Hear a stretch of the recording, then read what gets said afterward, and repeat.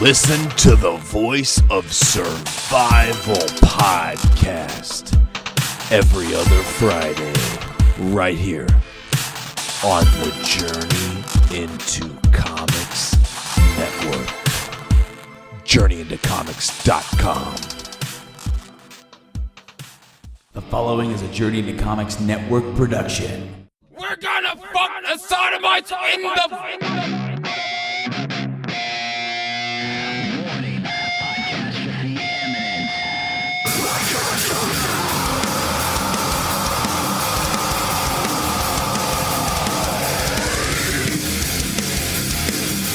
Join me, Dick, on a podcast about music, movies, television, all with a taste of metal.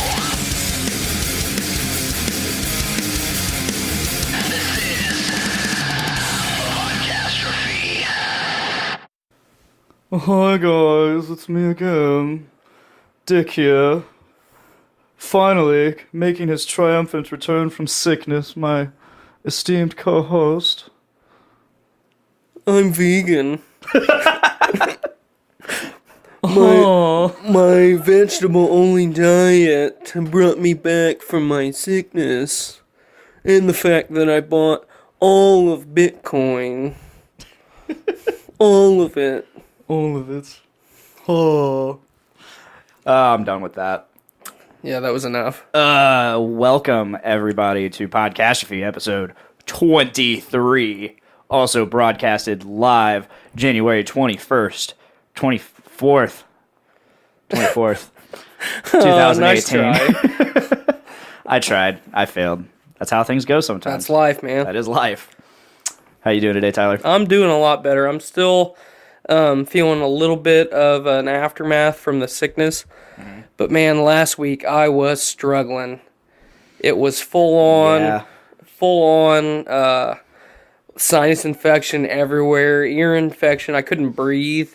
And, the running gimmick of just kind of, like the last 6-8 months is that I've just given up the will to live all the time.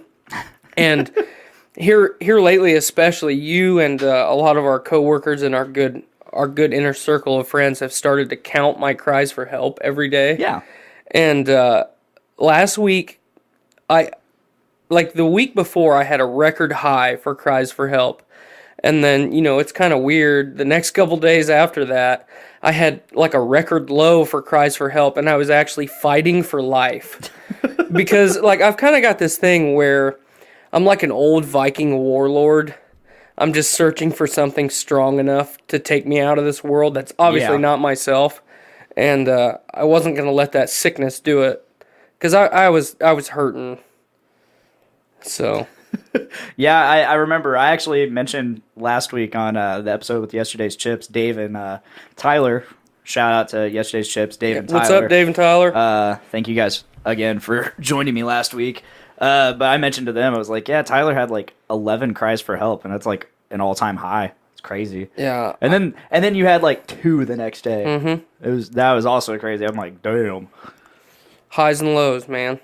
It's an ebb and flow. That's right. Highs and lows, ebbs and flows. Rhyme. Hee hee. Hee hee. All right, so we had another guest today, but he had to drop off last minute. It sucks, but that's how the game goes. And it kind of worked out because like you've been talking to me all week about this show and how like all these things that you want to talk about. I have a lot of stuff to talk about, especially because I wasn't here last week. So I've got a little bit from last week, and then I have a hard time a lot, especially, we are obviously not old men by any means. Yeah. But here, the last couple years, I have a pretty active imagination, and I'll get all these ideas of stuff I want to talk about or stuff I want to do, especially, simple shit like I want to do this when I get home. And then, not long ago, it was, I would never forget anything. And, now with being a dad and a husband and, the hustle and bustle of the fast-paced life that we all live, it's like that shit is just fleeting moments. I get the idea, and if I don't write it down or put it in my phone or ask somebody else to remind me later, Yeah. I'm going to forget it. So I've done a pretty good job this week of using my American privilege here on my cell phone and jotting a lot of this shit down. Awesome. Yeah, I need to get better at doing that. But like I was saying, we were supposed to have a guest, and then you had all these ideas that you wanted to talk about, all these things you wanted to talk about, and I'm sitting here thinking like, shit, like, is our guest going to be able to like actually talk about that stuff? And that's kind of the struggle of having a guest that isn't typically part of the show, right? Like, so you got to kind of cater to the guests. You got with what they can and can't talk about, because like we wanted to talk about we went and saw Den of Thieves over the weekend, and we wanted to talk about that, but I don't think he's seen it. So I'm like, I don't want to have a guest on here and then just not be able to participate. Well, and you definitely don't want to ruin a good experience for somebody else too. I've been trying to like adjust my mic stand, and I thought you were just playing with it. no, like it was just too tight, and like with like the way the cable is sitting, and it was just hard to do it without fucking with the cable. Right. So who knows? But yeah, I've got a few things I want to talk about. I kind of discussed a little bit after work today. Well, do you want to break into something first, or do no? you want... I'll allow you to have the floor, pal. Okay, so the first thing, you and I have talked about a little bit last week, the huge drug bust that came out of last week,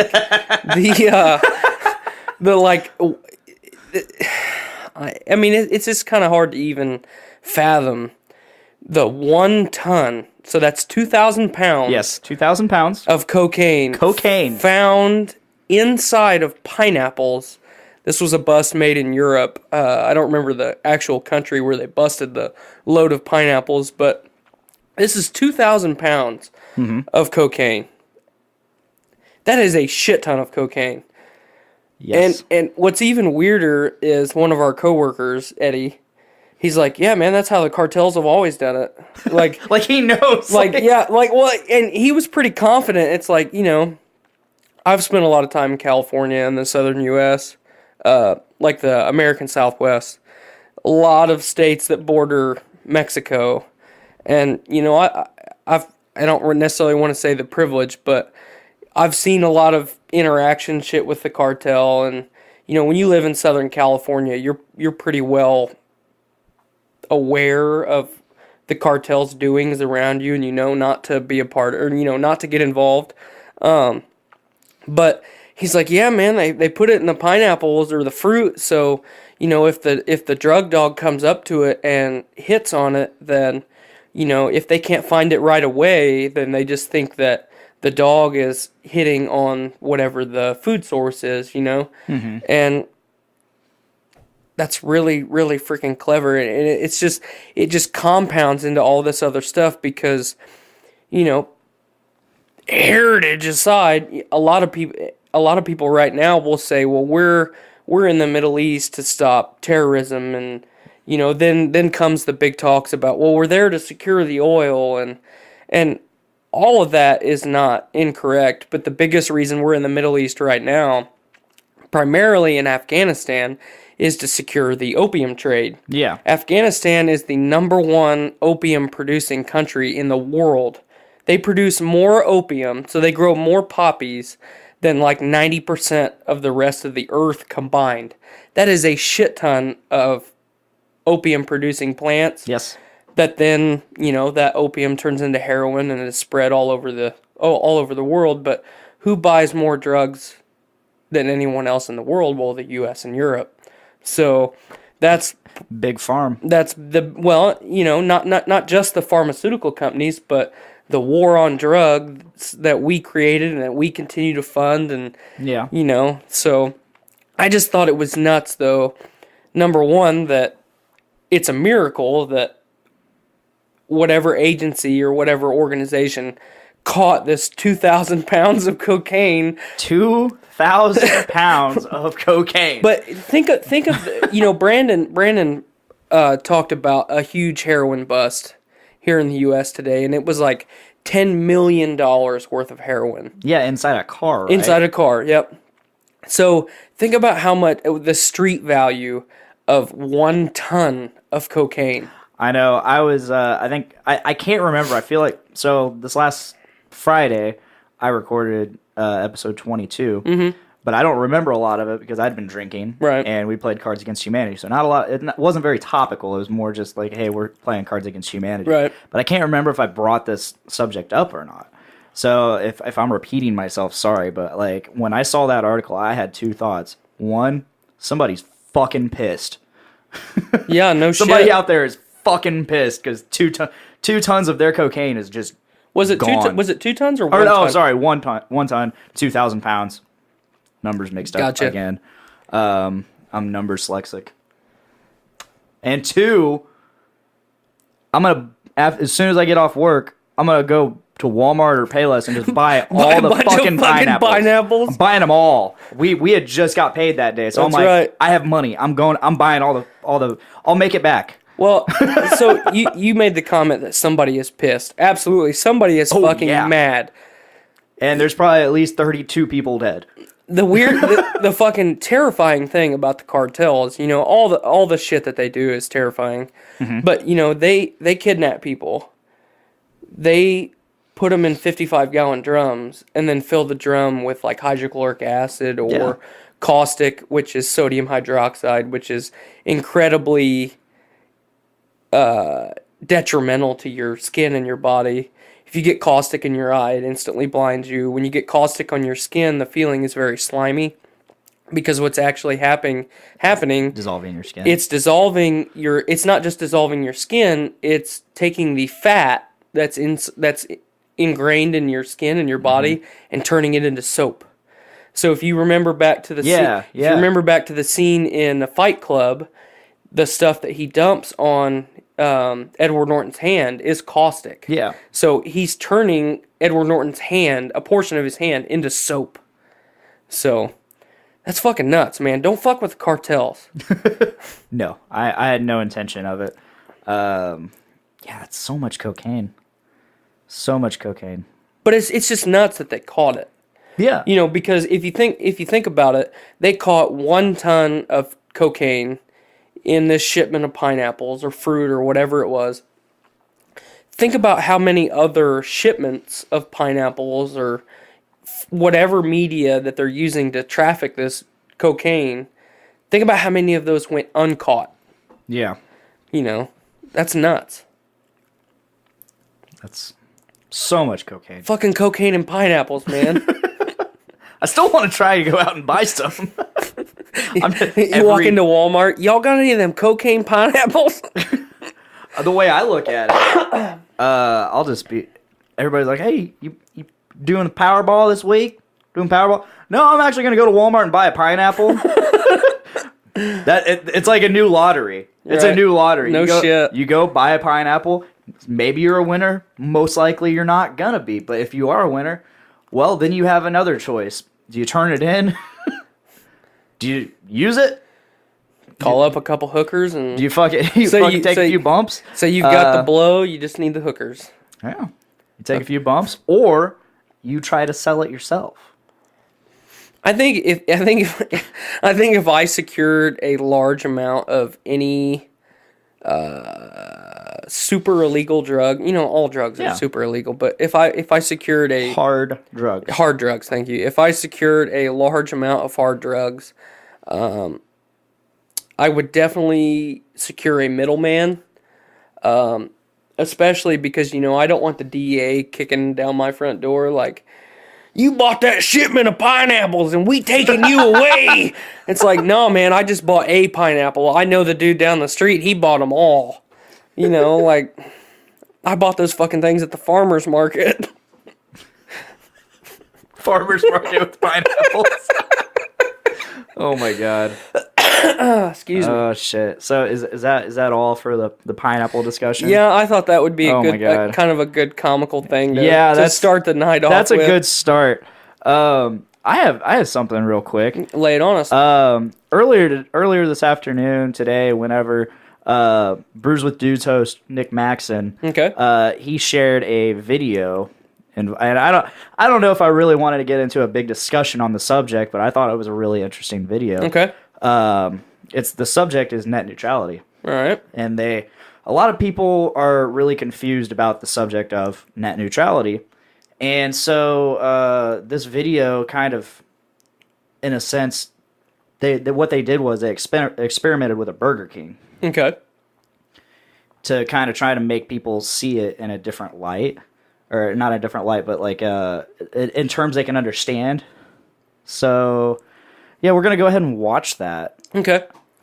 Yeah, real quick while he's getting the video pulled up. Net neutrality, don't get me wrong. I'm just a regular guy, and I do my best to stay not involved in politics and a lot of the stuff that's going on. Net neutrality is a big freaking deal, folks. Yeah. So It really is. watch this video, do your own research, educate yourself, because this is not something that we want to go away. With net neutrality, some people, for what it's worth, just, I don't know exactly what it is.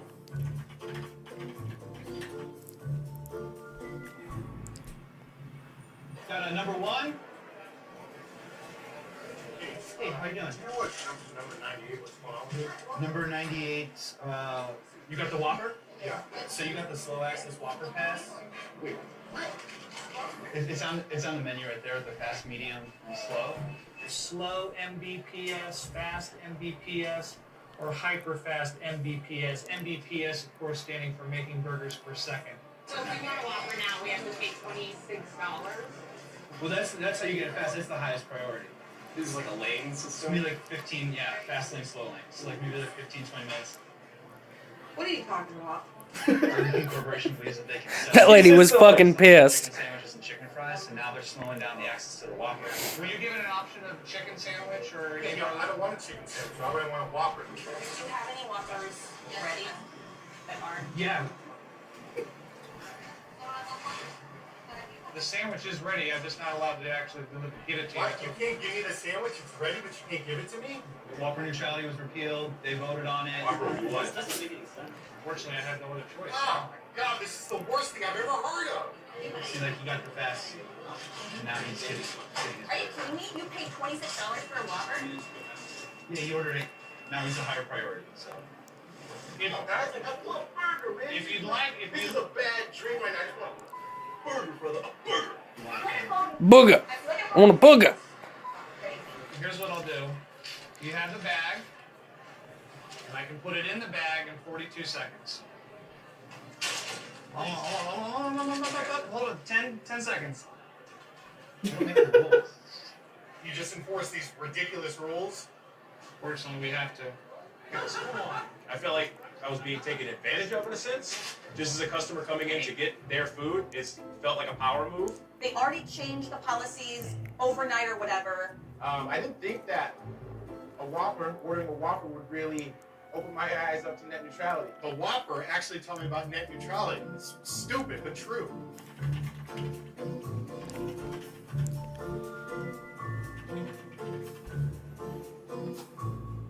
Yep. That's a very well done video. Yeah, it was posted by Burger King. So there's the credit due there. Yeah. Yeah. Any thoughts on that? Like I said, it's a very well done video. Obviously, they spent the money on It's the Burger production King. value. It's Burger King. They have the cash. It's really cool. Sorry to interrupt, but No, you're all right. I mean, I sit there and ask you your thoughts, and here I am. No, you're all right. It's really cool that Burger King's on it. Well, I mean, it's weird to think that, a lot of us complain about certain companies over marketing, and, we complain about a lot of different things as people. It's kind of cool that a major corporation like Burger King is getting involved to try and educate us. Yeah. Not just their consumer, but just, they're people like us. And they're going to be affected just the same as we are if net neutrality, fully gets repealed and goes away. Mm-hmm. So yeah, I'm really glad that you showed me that. I hope everybody kind of takes the same thing away from it that I did, that, you know, just go through and educate yourself, you know. Don't, as much as we rely on the internet to teach us things, do your due diligence and do the research and educate yourself. Definitely. Because like I said, net neutrality is a big freaking deal. Oh, yeah. Brandon Stone comments on the live feed. Hi, Brandon, host and co-host of Journey into Comics, Journey into Wrestling, and Game Addicts. How you doing, Brandon? He says, the only way to fight corporate money is with corporate money. You know, that's sad. It's sad, but it's very true. Dun, dun, dun, You know, this is why I'm a big proponent of Thunderdome and anarchy in general. Because think about it, you know, they say, you know, net neutrality's gone. Well, I'm going to challenge whoever decided to push the removal of net neutrality to Thunderdome, and if I kill him in armed combat, fight to the death, we get to keep net neutrality. So you want to challenge the head of the FCC? Yeah, I'll challenge that fucker right now. I don't remember his name. He's a douche. Yeah, he is a douche. He's a giant douche. He's a giant everything doucher. I've said, or everything I've seen of him, every little quote, and just every picture, he's just this giant fucking douchebag. I'll challenge that fucker to Thunderdome right now. I'll challenge him to Thunderdome. I'll fucking wreck him. We'll both wreck him. Yes. Heritage. Oh, that was bad. Yeah, there we go.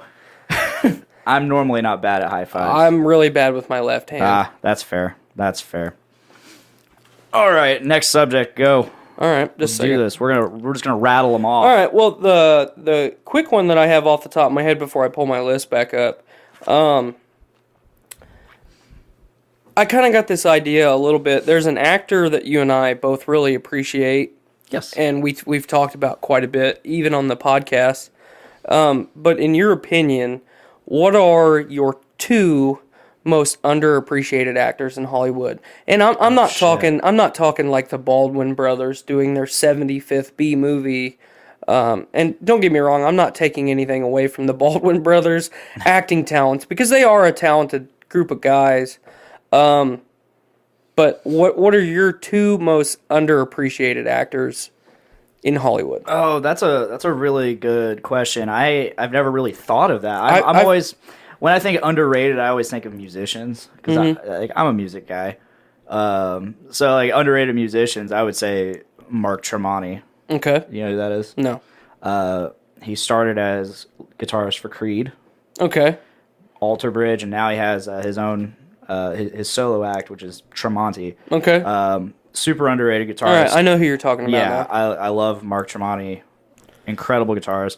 But underrated actors? Well, okay. Shit. Let me tell you my two. Go for it. Because I almost guarantee the one that I'm going to say first is also one of the ones that you would say.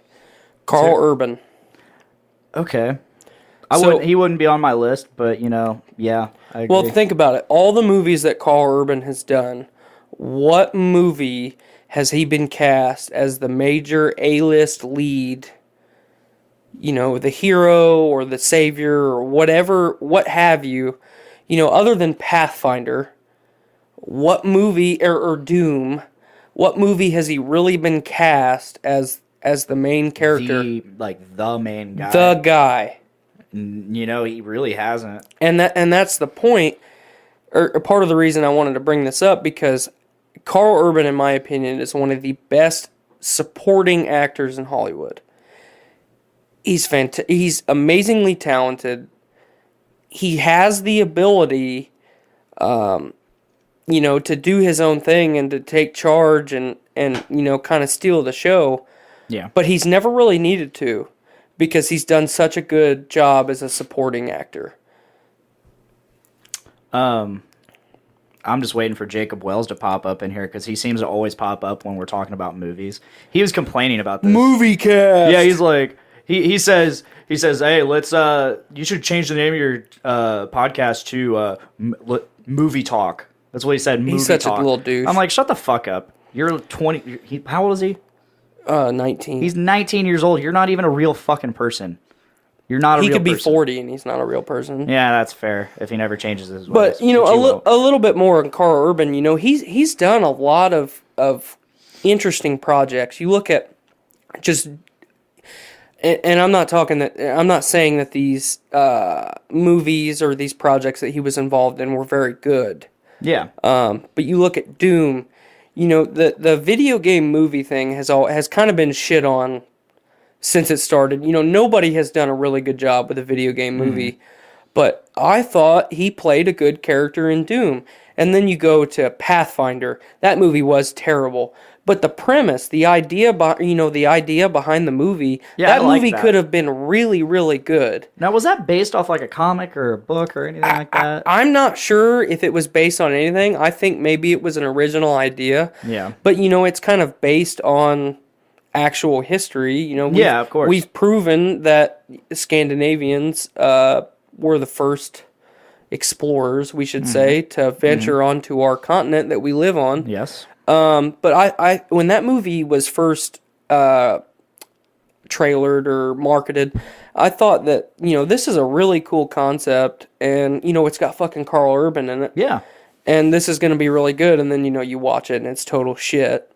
But other than Star Trek, I feel like, which he did a fantastic job. I don't know that you could have cast anybody better as Bones. He did such an awesome job as Bones. Like, holy shit.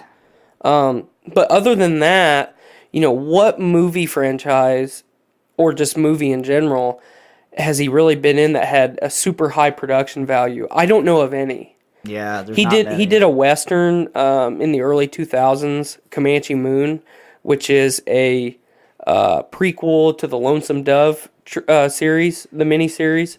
I liked Comanche Moon. I thought that was one of his better movies. But, you know, and then you have Priest. He played the kind of pseudo-antagonist. Did you ever see Priest? Priest, that's the one. The vampire post-apocalyptic movie. Oh, yeah, I haven't seen that. It's one of the better standalone science fiction movies to come out of. You said Priest for whatever reason. My mind went to the movie Legion. It's very similar to that. Yeah, that might be why I thought. So of the it. angel in Legion is the main character in Priest. Interesting. I can't ever remember that actor's name. He plays Vision. Yeah, in Avengers. Paul Bettany. Paul Bettany, thank you. So he was the former priest that fought alongside Paul Bettany's character in that movie, which is based off a comic or graphic novel series. And then, you know, he was captured by vampires and turned to the dark side. And I thought he played a really good villain. And I just think, you know, I kind of sound like a super Carl Urban fanboy right now, but I feel like there's no reason that Carl Urban couldn't have done, what was that movie that DiCaprio did and finally got his Oscar? Oh, The Revenant? The Revenant. I don't see any reason why Carl Urban couldn't have been cast as that character and done just as good a job as DiCaprio. Right, because, I mean, DiCaprio, of all the movies to get nominated for the Oscar, that one... I didn't really care. I liked the movie. Yeah, it wasn't a bad movie, but, like, DiCaprio didn't do shit except for moan and crawl around the whole movie. Right. Like... He just showed emotional anguish and terror the entire movie. Yeah, I mean, that's cool, but I wouldn't say anybody could do that, but it's just... And I use that as an example just because of what you just said about DiCaprio, you know, of all movies that he gets nominated for an Oscar. Yeah, like he should have got Wolf of Wall Street. Right, no doubt. Hands down. But I feel like Carl Urban's just kind of been shorted and not been given the credit where it's due. He has an opportunity, if they do it, to be a main villain, and that is in a new Riddick movie. And I forgot about Vaco. Yeah. Fantastic job. Yeah. So, do you want me to go ahead and into my next one, or do you want to throw one out there? Before you do, Journey into Comics has commented on the live feed and says, if Tyler and Dick were Thor and Banner on Sakaar, who would be who? I would be Banner. Really? Yeah. Just You're giving me Thor. I'm giving Just you giving me Thor. I'm giving you Thor because number one, the Hulk is my favorite superhero of all time, and number two, there is thousands upon thousands upon thousands of times every day of my life over the last 15 years where if I could have turned into a giant green hulking man and smashed everything around me, I would have. That's fair. I guess I would identify more as Thor anyways. I mean, you got my devilish good looks. I'm really funny. That's right. Sometimes. Who would have ever thought that Chris Hemsworth could be that funny? Oh, dude. You know, Chris Hemsworth is on a fucking tangent hilarious. here. You know, when he first started coming into mainstream movies, I never would have cast him in a comedy. I never would have imagined him being a good comedian, and he does a fantastic job. You're reading these comments. Dick like smoldering fire. Tyler like raging fire. Yes, yes. Dick like smoldering fire. Yes. Thor Ragnarok, such a good Such fucking a movie. fucking They did such a great good job movie. with that. Oh, yeah. Just so much comedy. So much comedy in that movie. So much improv. Hats off to them. Hats off to them. Here's another Nate Phillips comment. Can I challenge him to the Grandmasters Contest of Champions? Fuck yes, you can. After I kill him in Thunderdome. Anyway. So who you got for your underappreciated actors?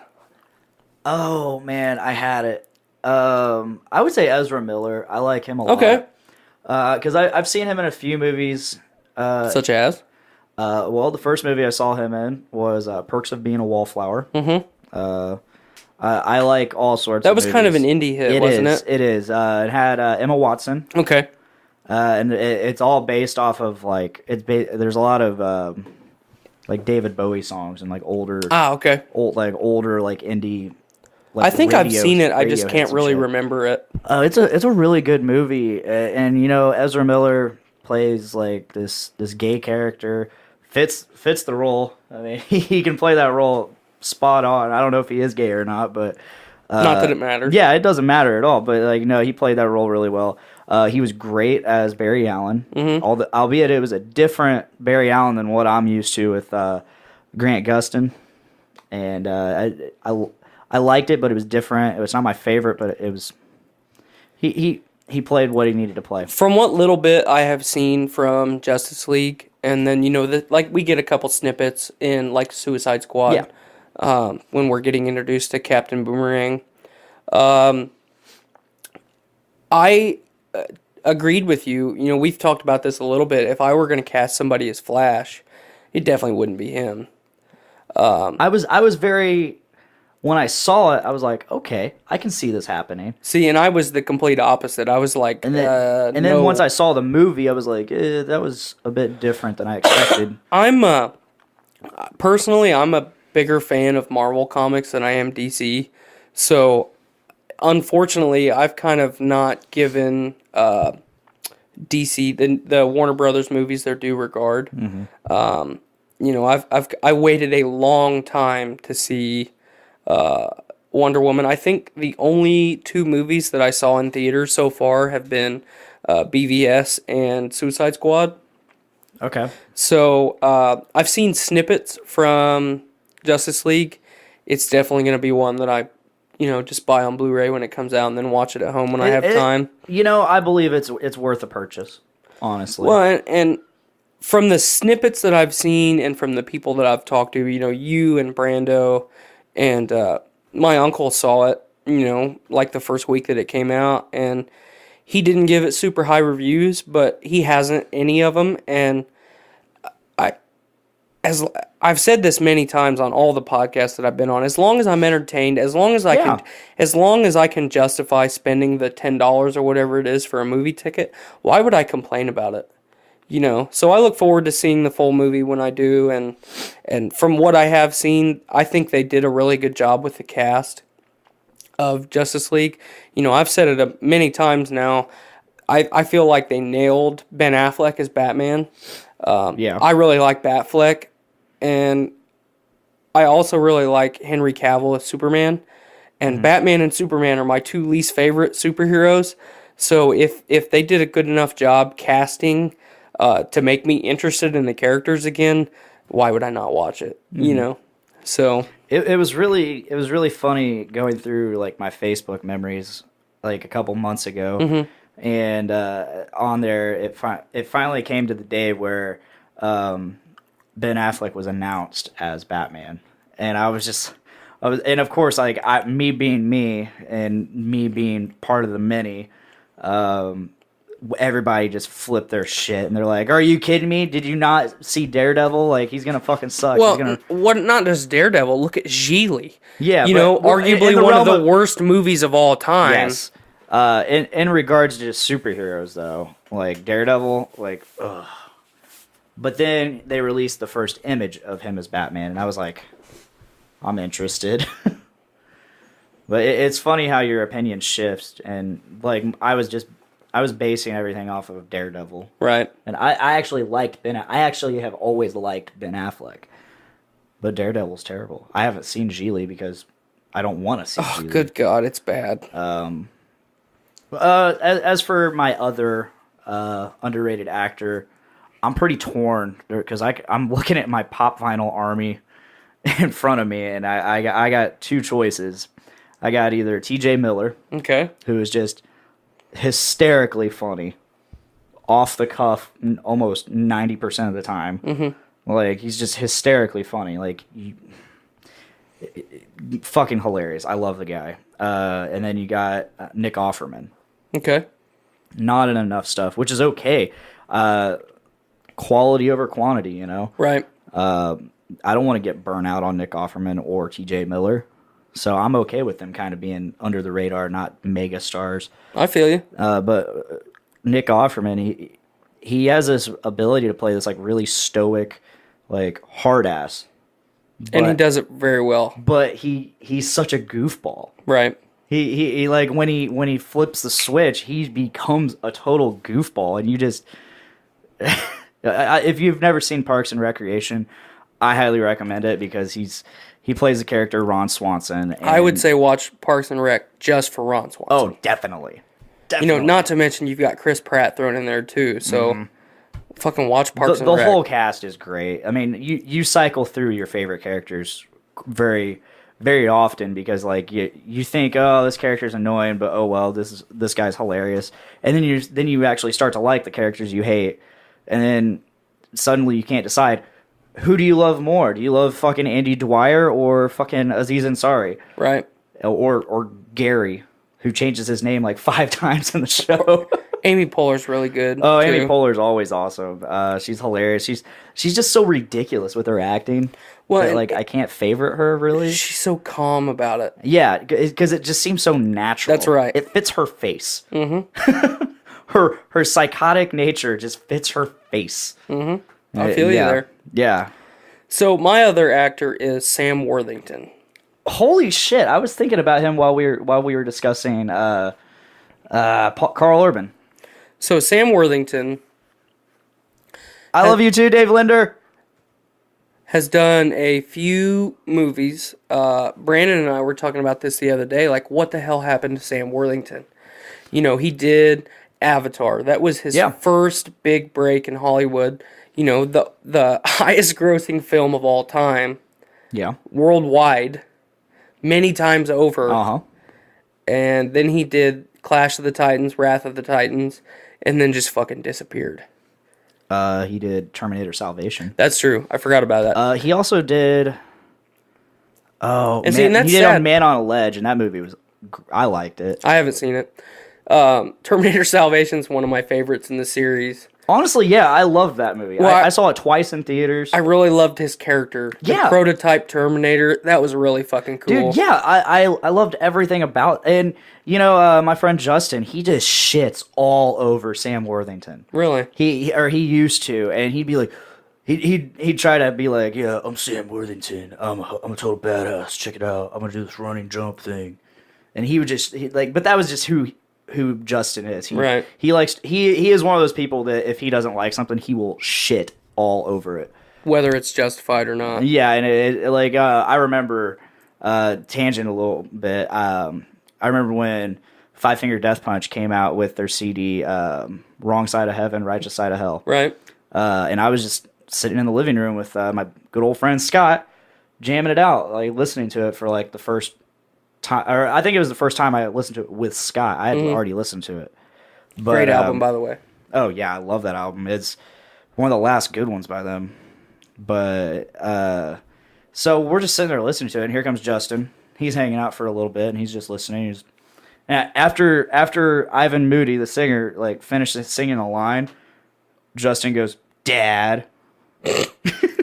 It's because he has this he had this like thing about heavy metal music. Like he liked it. That's the funny thing. He actually liked some heavy music, but he had this thing where anything that was kind of angry, he always just made it seem like it was about them whining about their dads. It's like the general stereotype of fucking metal.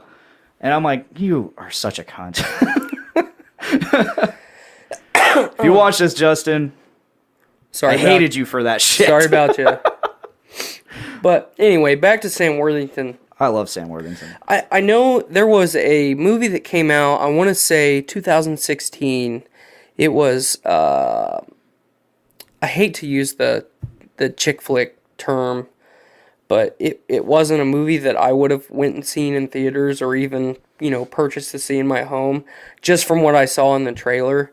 And other than that, and I don't even remember the title of it, he just fucking disappeared. Yeah. So, and I don't know if it's, I did Avatar, and, I made enough money to buy Hollywood from Avatar, and now I really don't need to do anything else. Mm-hmm. And Clash and Wrath of the Titans were both really bad. I liked Clash. Wrath sucked. They both sucked. I mean, they were cool little action flicks, but they just weren't very good. No, they weren't. And then, like I said, he just disappeared, and I would really like to see him come back. He is actually in a Netflix miniseries right now, or that just came out like not long ago. I don't know how long ago it came out, with another actor we brought up today, Paul Bettany. Really? It's called I can't remember what it's called. It's about the Unabomber. It's about the real story of the Unabomber. That's right. Yeah, I remember when that was airing on TV. Okay. Oh, that was on TV? Yes. Cool. I think it was, I want to say A&E, maybe. Okay. Maybe. I started watching it. I ended up falling asleep, and like 5 episodes went by. So, yeah, I remember I planned on recording it, and then I think I just never set my TV to record it, and then I kind of forgot about it. Yeah. He's like the agent that's trying to hunt down the Unabomber. Yeah. Right? Yeah, okay. I can't remember. There's something special about like why they picked him to do it, but I'll probably finish it. I need to, because I like Sam Worthington and I like Paul Bettany. Yeah, definitely.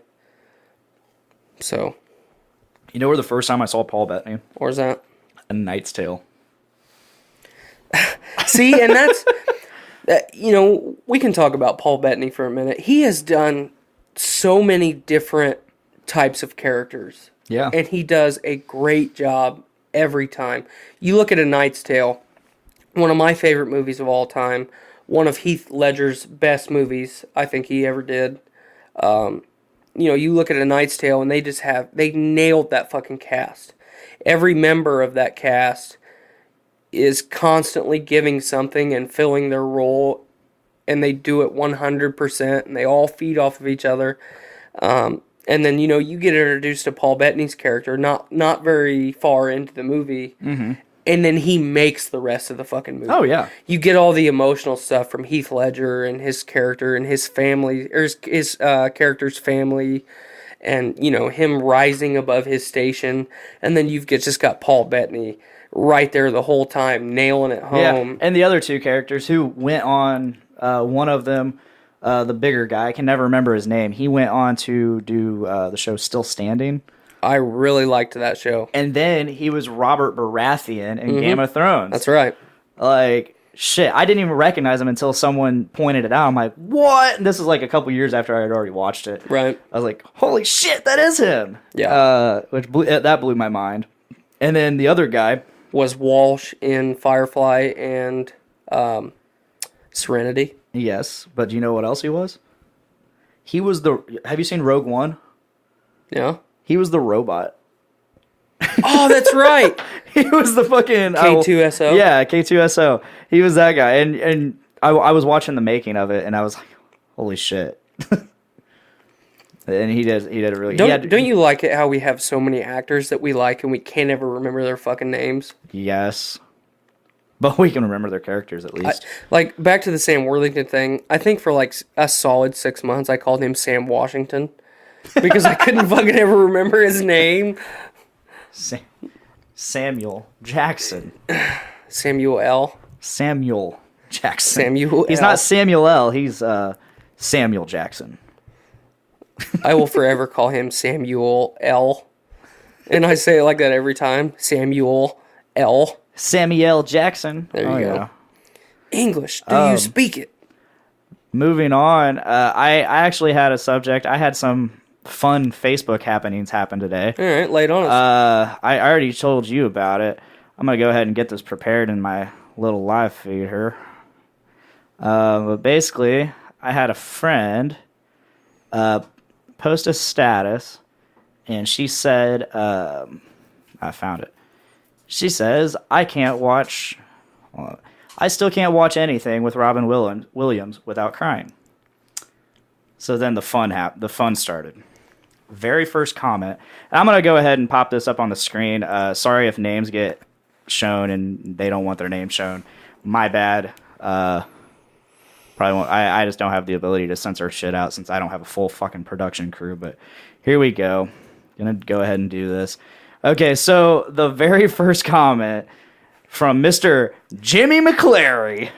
This guy's a Captain Doucher 9000, by the way. Oh, yeah. He says, you know how he died, don't you? Great grammar already. Abby says, yes. And then I come in, I said, what does that matter? Shows he was a freak. You obviously only know what MSM told you a while ago. I don't know what MSM is, but okay. MSN.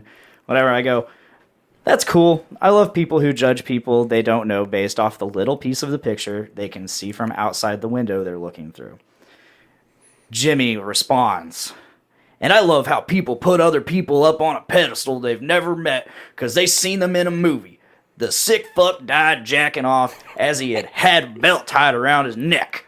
So yeah, go ahead and act like you're some intellect when you are just a moron. Let me guess. You are just a moron. Let me guess. You like pedophiles too. Oh yeah, we love them. Oh yeah. I say, careful, your intelligence is showing, and then my next comment was just a thumbs up. Next comment, he's a sick fuck for jacking off. Don't act like you don't touch your own dick. He says, no, I do that shit daily, but to hang myself up with a belt around my neck as I jack off kind of makes him a sick fuck. But hey, please, let's hear more from you. This guy's such a douche. We all have our own fetishes. He says, I guess so. Next person says, so because someone hangs themselves with a belt, it suddenly means they were jerking it? People like you are why our president thinks he's a genius. This next comment's the best one. Oh yeah, here he goes. Jimmy Mcclary! No, jackass! Because someone hung themselves while jacking off. Maybe research before opening your mouth. And by the way, President Trump is a genius. That in itself says it right there. Yep. Why this guy's a douche. Whether you support Trump or not, he is not a fucking genius. The veil has been lifted. We know this person now. Right. We officially know what we're getting into at this point. And I'm not gonna read all of the comments. Just this is just the initial. One of the highlights though is the source that he's citing. Hold on, I'm gonna get there. Okay. I'll let you do it. So the original poster, Miss Abby, she says, I can't find an article or anything about his death besides him committing suicide. Also, haven't laughed so hard in years, but you calling our president a genius did the trick, so thank you for giving me a good laugh again.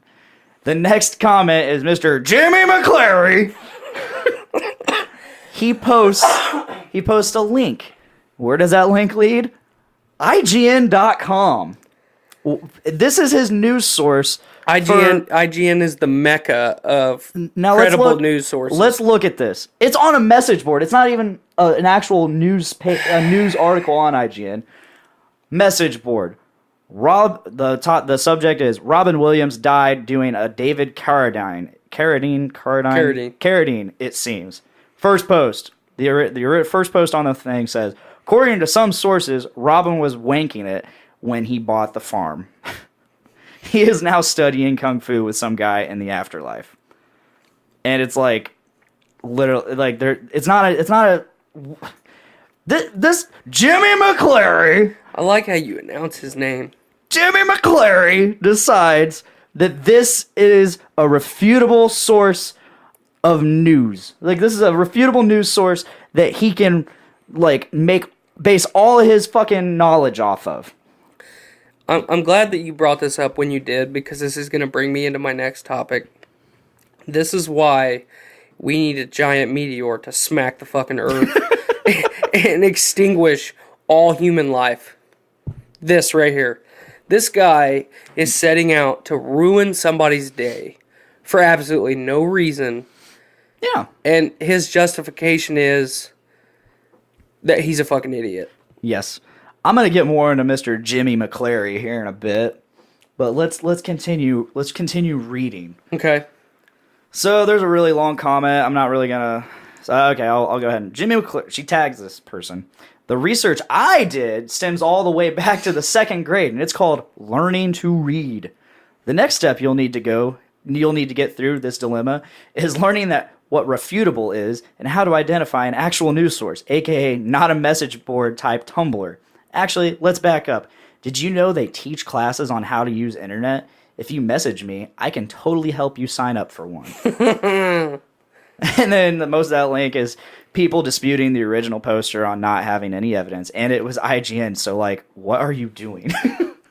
Yo, why are we on an IGN message board talking about Robin Williams jacking off today? I don't know. But Mr. Jimmy Mcclary says... Oh, this is where it really gets funny. And I'll comment on this comment here in a second. Jimmy Mcclary says, I forgot the internet only works for liberals.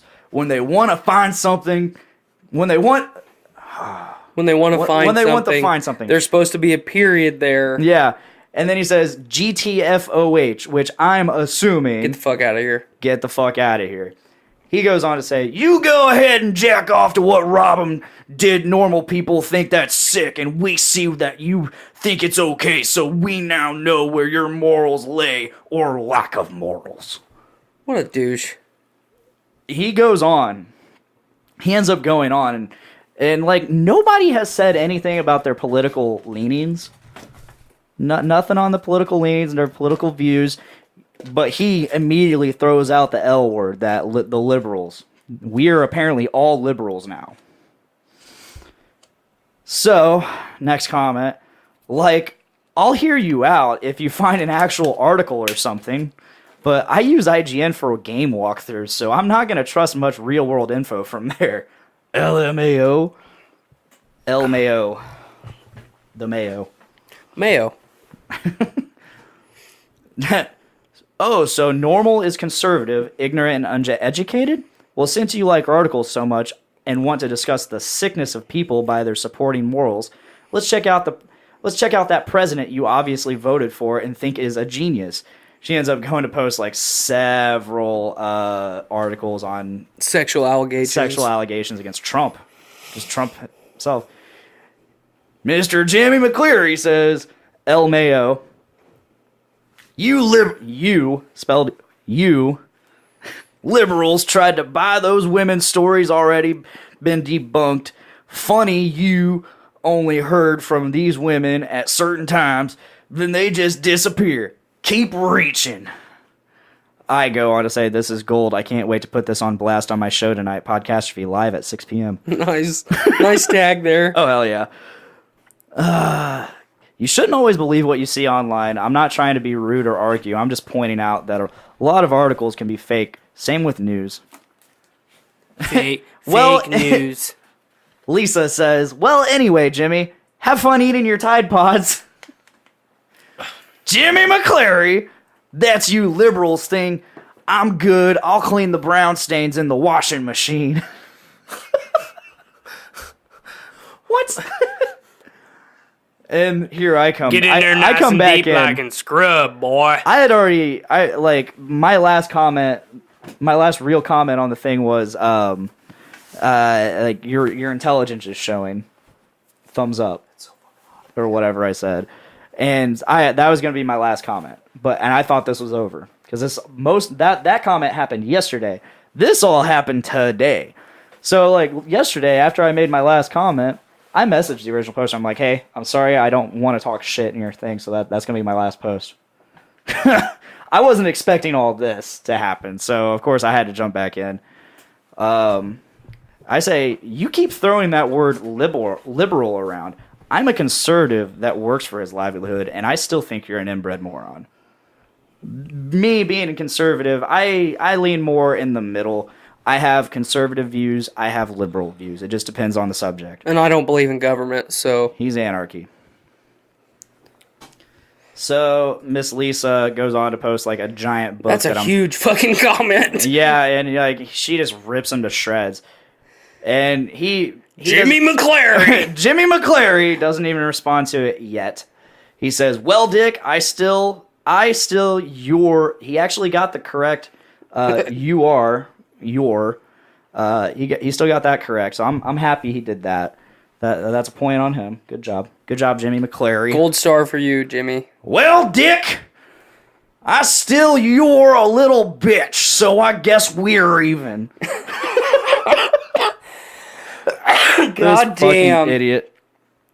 This fucking idiot.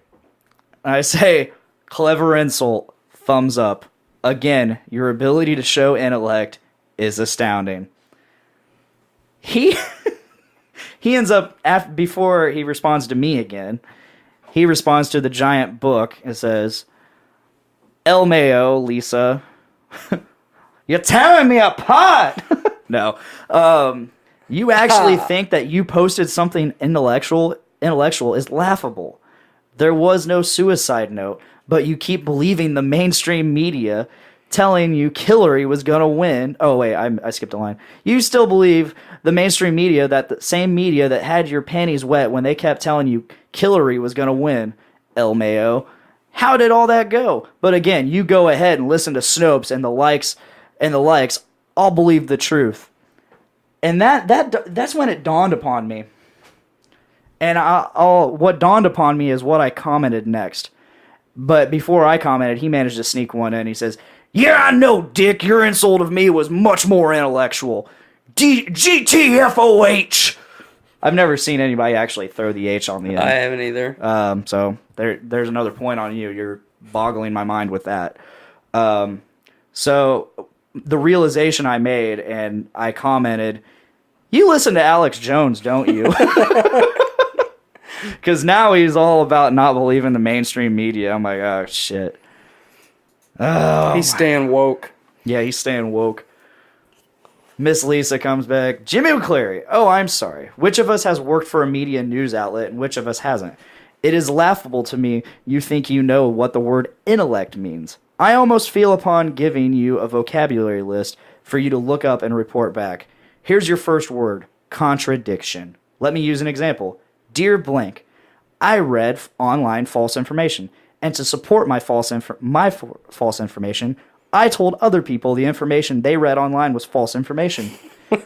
My information is true, and theirs is not, because mine was online, and theirs was online. Where exactly do you think you're getting your ideas from? I would love to hear how you're verifying your opinion that you've not been able to provide supporting information for. Oh, wait, you can't. Contradiction. So you've chosen childish insults because you're trapped in a corner of your own stupidity. Eating Tide Pods. I comment, this is going to be a real fun topic on the show tonight. And that was basically the end of it. Like, yeah, nothing else came on. He hasn't responded back. So. Jimmy Mcclary! R.I.P. Mr. Jimmy Mcclary is done for the day. He'll come back tomorrow. I know he will. But it blows my mind because like after reading all that, like I wasn't gonna talk. I originally messaged her and I said, hey, I'm not gonna talk shit. Like I don't want to blow up your feed with that shit. And because I was trying to be respectful to her, and maybe it was her friend and whatever. Right. But the more I read into it, I'm like, there's no way she is friends with this person. Like, if you look at her, like, she's got, like, piercings all over her face. Nothing against that. But, like, no, you just don't expect that. Like, so you look at this guy, and he's, like, this 30, 40-year-old something. He's something.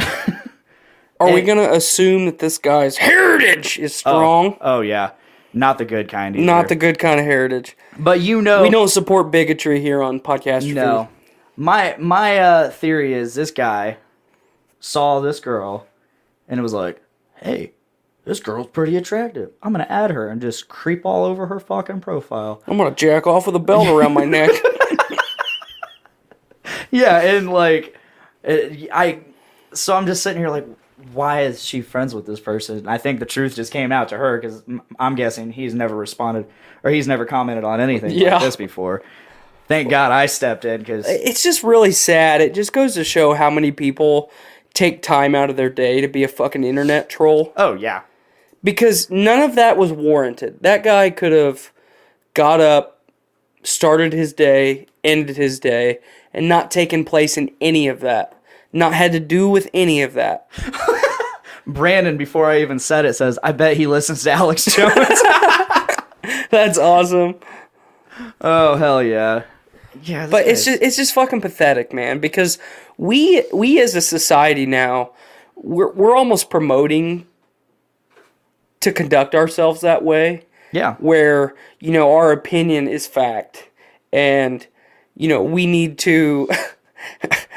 It's almost like, you know, missionaries back in the early days, like, your religion is wrong. We're going to kill you if you don't like our religion. Yeah. We don't like your religion. Civilization wiped out. We're almost to that point right now with opinions. And people follow so blindly.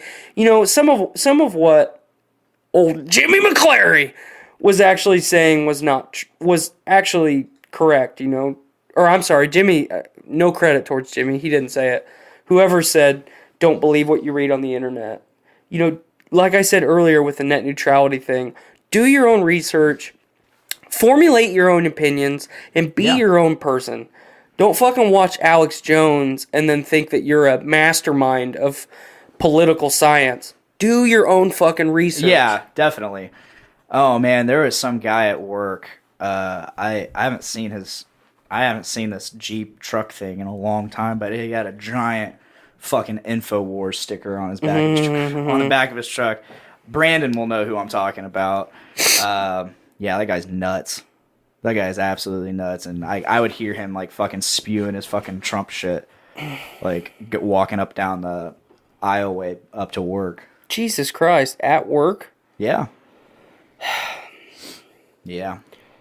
Work is not a place for political discussions anyway. No, just go to work and go home. Oh boy, I have a new tag from Mr. Chris Charles and the latest in the Star Wars line. Austin is basically in this series. Austin is an agent of the dark side, and he has been tasked with finding me and killing me. I'm like one of the main characters, I guess. I'm the Luke of this series, and he is apparently the Darth Vader. Genie is apparently Obi-Wan. I don't know. This one he says, "Give me dick, or I'll show everyone unfiltered pics of your lady business." It's the Sarlacc He's pit. holding a fucking Polaroid and zooms in on the Polaroid, and it's the Sarlacc pit. It's all spiky and shit. Yeah, Genie's like, Austin, I'm about to fuck you up. Lightsaber drawn. Some of these, like this Doom Wars one, that's what it's called. It's called Doom Wars. It's been pretty good. I lost my helmet. I lost my bucket helmet. I can feel the power of the Force inside of me. Do you have an erection? Yeah, big time. Me too. This is awesome. My force powers aren't strong enough to lift it. You focus you must. Cut the shit, asshole. I want my fucking ducky back. These need to be on the Podcastrophe page. Oh, yeah. Austin, you must seek out the rebel scum and bring them to me. Wouldn't it be easier if I just killed him? Damn it, Austin, just do it. Sounds dumb, but you're the boss. That's totally Austin. Like, he's got Austin's character perfect with his personality. Your lightsaber is an extension of your body. Is that why mine is short and fat? That's right, Dick. It's essentially a laser dong to fight other dudes with. Nice. Go inside and face your greatest enemy. Is it me? Do I have to face myself? Fuck. Yeah, damn it. I jack it a ton, so if you want me to do it in there, okay, but it's $20 if you're gonna watch. Great. Now I have to track down that pussy Dick and his friends. I'm gonna find them and force choke their balls off. I was the first comment on this. I said more like he's gonna force choke on D's nuts. Ooh, D's nuts, got him. He comments on my comment saying the dark side doesn't have a gag reflex. That's fucking great. So he goes in. It shows him venturing into a cantina. A couple panels, he's quiet, and then does anyone know where I can find Dick? And it's a gay bar. Or something. It appears to be one. Tell me where Dick is, or I will show you the power of the dark side. Hey, look, it's Darth Dick Lover, searching the Empire on an evil quest for Dick. I love these. I'll use the Force to pull your pussy lips over your head and suffocate you with your own snatch. That's not how the Force works, dipshit. Chris Charles comments the heavy breathing cat. Is that actually your cat? No. You know, fuck you. Baxter's a fat piece of shit. Yeah. I'm gonna cut you open and watch you bleed out. Well, actually, your lightsaber... well, actually... That's the name of it. Well, actually, your lightsaber would cauterize the wound so I wouldn't bleed. Dude, you're a fucking nerd. And we're current now.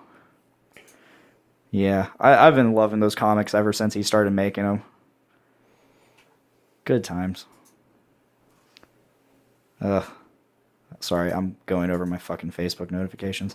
I'll stop now. Hey. Hey. Hi. Oh, hi. Oh, hi. Hey, Blaine. On Journey into... Oh, Nate Phillips, you son of a bitch.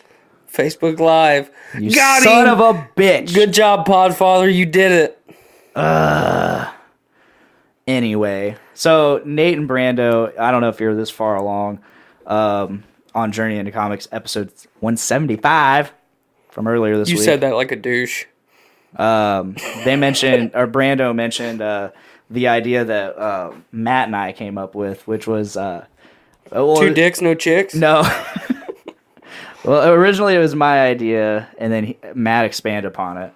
The idea was someone should Photoshop Tommy Wiseau with the Heath Ledger Joker smile. Uh-huh. And I heard that on JIC. Yeah, Wiseau, spelled Tommy's last name. Why so serious, Mark? Let's put smile on face. Want to know how I got these scars? Want to know how I got scar? Excuse me. That's very funny. That's very funny story, Bruce. How's your sex life? Want to see pencil disappear?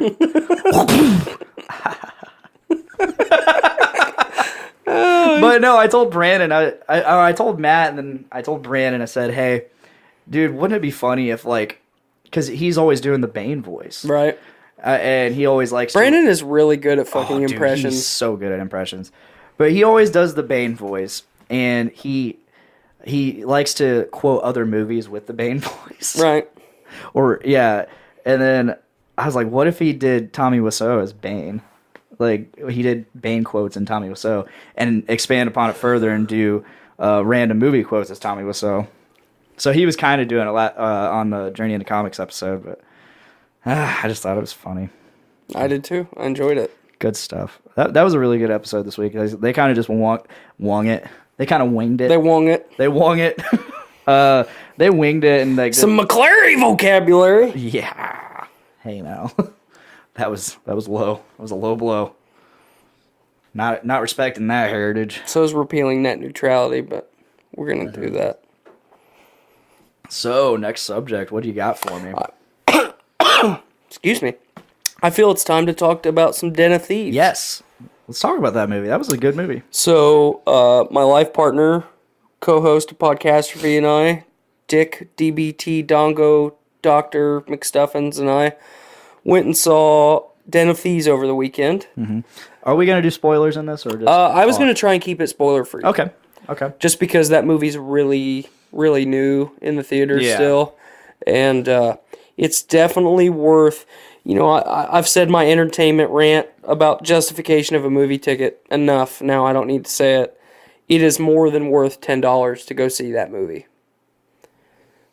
Buy your ticket, buy your concessions. You will be entertained.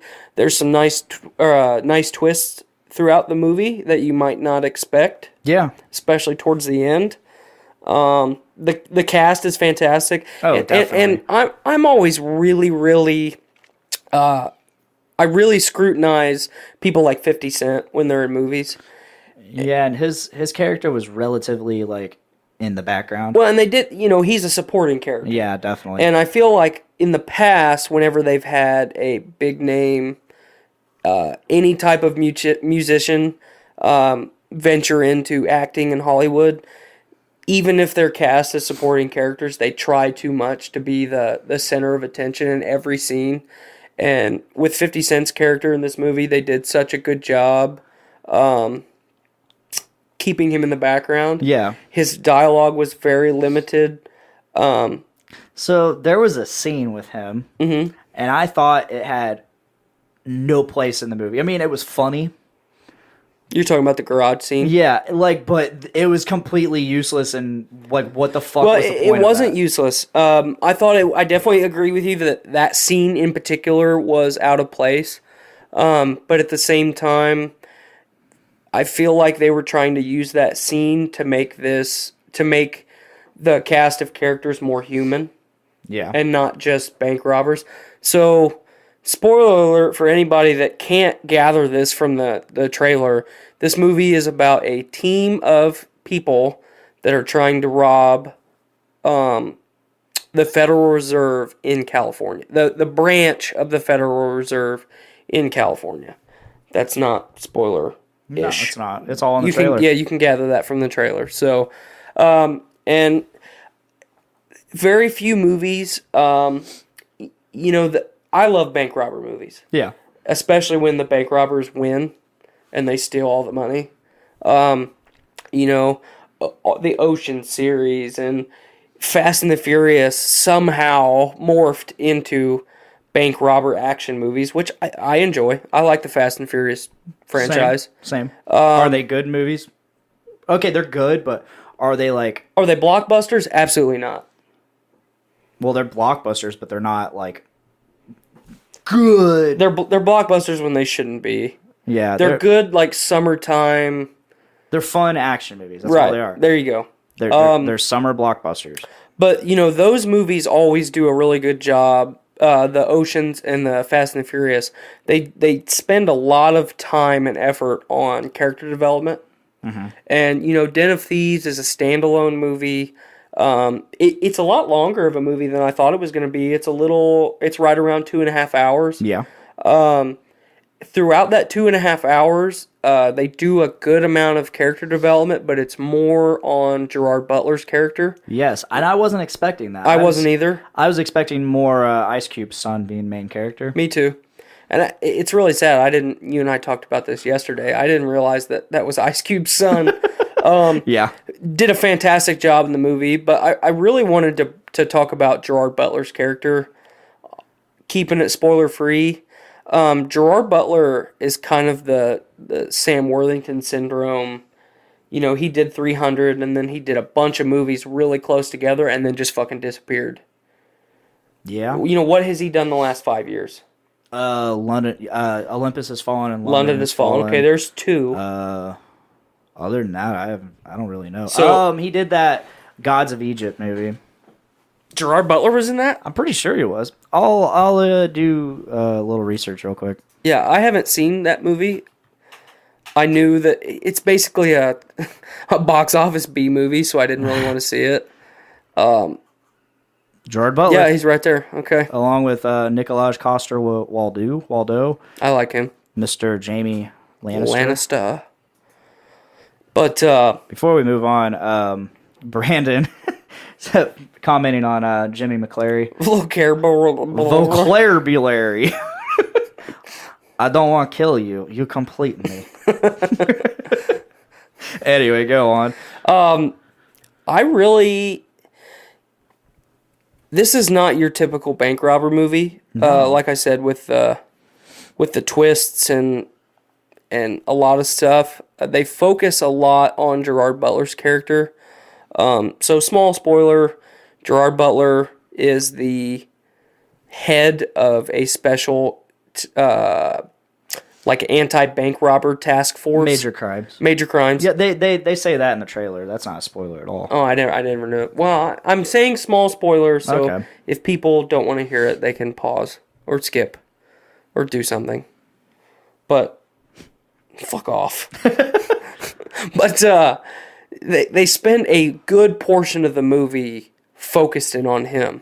Yeah. So you're not seeing the, all right, guys, let's gear up and go, let's stake out the Federal Reserve and let's rob it and, let's get away scot-free. You don't see a lot of that. No, there's not a lot of casing. No, and it's very anti-cliche for a bank robber movie. To be fair, they even say it. You can't case the place. Right.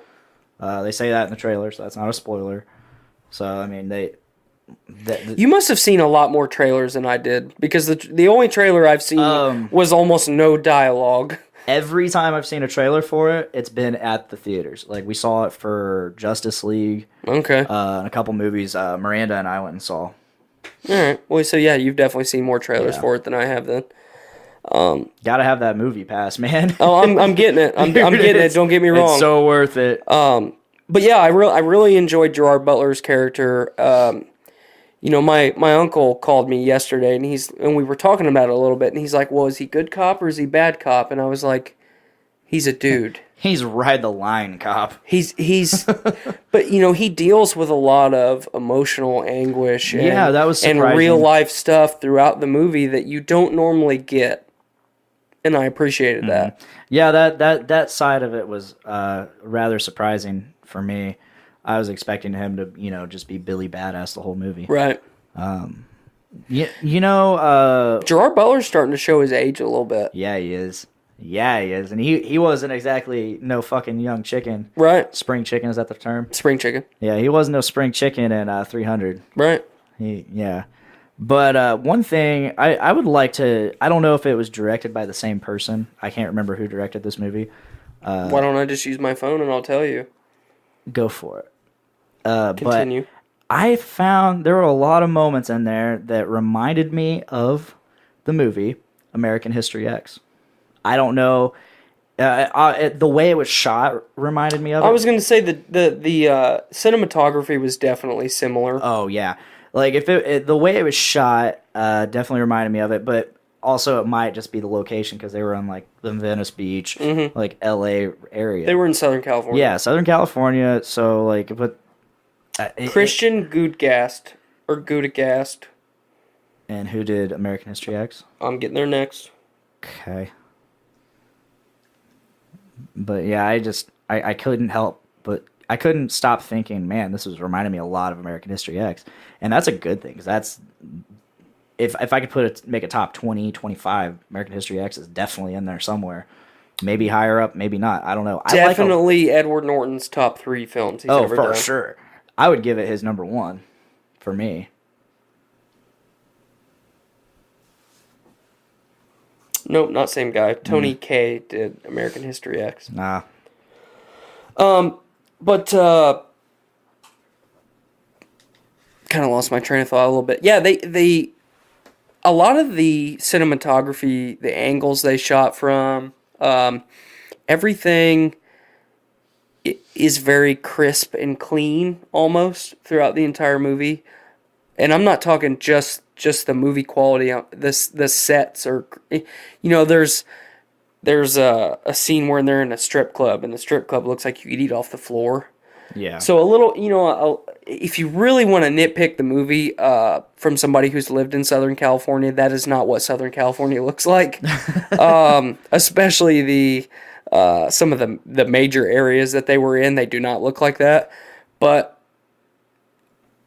throughout the movie, and a lot of times, and I've said it before, a lot of times when I'm in a movie, I can't shut my brain off. I'm nitpicking everything, and I was entertained enough and drawn in enough that I didn't have to do that, and I really appreciated that. For sure. I figured you would have more to say about Den of Thieves. Without going into spoilers, not really. I mean, overall, I really enjoyed it. I'll buy it when it comes out. Oh, absolutely. Sure. Gerard Butler's performance in this movie was awesome. I really enjoyed the character of Merriman. Merriman. I like it. I like the actor. What else has he been in? I don't know. I'll tell you in just a second. Back to Google. But no, I liked his character because he's very aloof. He's not. Despite being basically like the main villain. Gerard Butler is the villain. Really? What? Think about it. You're following the cast of the bank robbers. They are your anti-heroes. Gerard Butler is the villain in the way of them being successful.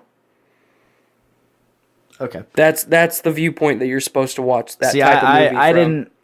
I viewed it from he's the anti-hero. Pablo Schreiber is his name. Okay, well, what's he been Canadian American. He's been in Orange is the New Black. Who did he play in that? I don't know. Because I'm caught up on Orange American Gods. He played Mad Sweeney in American Gods. The Wire, Weeds, The Brink. Doesn't look like he's been in a whole lot. I can't think of who he is in Orange is the New Black. That sucks because I like that show. Every time I saw him, I was like, I recognize this motherfucker. But no, I really liked his character, whether he was a villain or not. I considered him kind of one because to an extent, you don't want him to win. No, see, I didn't get that. I wanted them to rob that fucking Federal Reserve. I did too, for sure, because I'm rooting for Ice Cube Jr. But Merriman, I did not want him to win, but I like him. Okay. I like him, but I know as a movie watcher, I don't want him to win. Okay. He is George Pornstache. Oh, holy shit, that's him? Mm-hmm. Whoa, he got fucking ripped, and he looks nothing like that. I'll pull up a picture real quick. We're gonna. Yeah, I really like him. I hope that as the it's literally I type in porn and put ST and it goes porn. It immediately pulls up Pornstache Orange is the New Black. And I'll go ahead and pop this up for everybody to see. Here you go. That's courtesy of the Podfather. I mean, okay, I like what you did, but I more so just want the Joker's smile over. Hold on, I'll once again switch this over to us. Let me see cellular device. He took the actual Heath Ledger Joker, and yeah. And he put it over. He put it over the balcony or the rooftop from the room.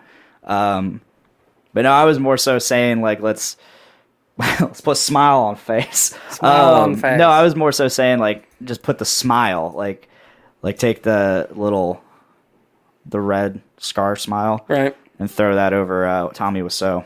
But regardless, awesome. Yeah. No. Okay. So back to Pablo Schreiber. Back to him. I really enjoyed his character because he was really aloof. He didn't talk much. Not a lot of dialogue. He had a plan, and he had a way of executing it. There was like a certain level of I'm drawing a blank on the word, but like professionalism. Okay. He was very professional. He knew what the fuck he was doing. Very skilled. Yeah, I mean, and A lot of tact. a lot of tact. Yes. So yeah, that's really all I got to say about that. Him and that movie. That's all I have to say about that. I definitely thought the one dude. But I really definitely thought the one dude was gonna die really fast because he's the guy from 8 Mile. Mm-hmm. Cheddar Bob. I thought it was funny that they brought up a misfire or someone getting shot or somebody shooting himself. It was kind of a cool little Easter egg, whether Yeah. it was intentional or not. But yeah, I like the movie. Solid movie. 5 out of 7. Yeah, I was gonna say, are you gonna give this fucking movie a 5 out of 7? I'll give it a 5 out of 7. Recommend. I rate things on a out of 10 scale, and I'm gonna give this movie a solid 7.9 out of 10. Solid 7.9. Solid 7.9. Solid. Solid would say like maybe like a solid, like an actual like. I don't know. I don't know that I needed to. No point. I don't know that I need to debate number. semantics with you. Hold on, it's happening. You're getting the semantics right now. I'm almost out of beer. You're gonna semantic my fist. Oh. Anyway. What else you got to talk? I'm all out of topics myself. So, let me pull my list up again. Because like I said, I did my due diligence and I made a list so I didn't forget. I do remember one thing. Why do you do this? So at least Why you do this? This will be a short one. Okay. So I was discussing something. Matt and Eddie at work were discussing. Okay. They're discussing the rise and decline of Mars. I'm really glad that you didn't forget to bring this up because it was great. So they were talking about how Mars was once a planet much like our own, and the civilizations that popped up, they were once skinny and athletic, fit, whatever you want to call it. Like I used to be in my teens. And slowly they discovered like food and shit, like bad food. You're saying they discovered the Royale with cheese? Yeah. and they started getting fatter and fatter, and the fatter they got, it slowly started slowing down the rotation of Mars, and because of the slow rotation of Mars, it started depleting the ozone layer. Okay. And that dried everything up, and more harmful UV, and so the people that they saw it coming, they're like, okay, we're still skinny, we need to get the fuck out of here. These fat fucks can just die. So. So skinny, I'm paraphrasing like a motherfucker right now. Right. I'm trying to remember it all.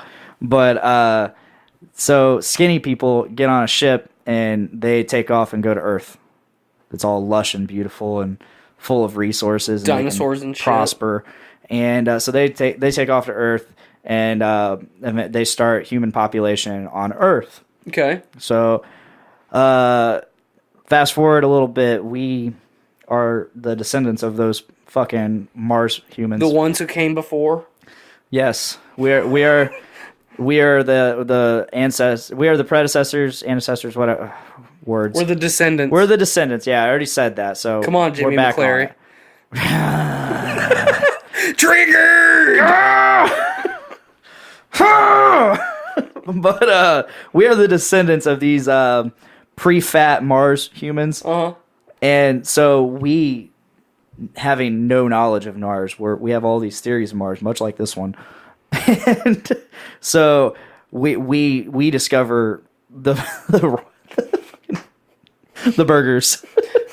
The burgers. The boogers. The boogers. The boogers. The booger. We discover fast food, and then you have this. And what's that fucking super salt? MGM or MG? MSG. We discover MSG. Monosodium glutamate. We discover MSG and just fuck up our whole body, all of our bodies. It's actually a meat tenderizing agent, by the way. Did you ever watch that show Raising Hope? Fucking hilarious show. Know. Watch it. You will fucking love it. All right. It was a show on Fox. It was on Netflix. I don't know if it's still on Netflix, but the hell's it about? This kid, Jimmy, he's an idiot, ends up knocking up a chick. Turns out she's a fucking serial killer. And so she goes to prison. He finds out she's pregnant. So she gets executed, and he has to raise the kid. He's an idiot, and his parents are idiots. Ah, okay. I remember when the pilot for that aired.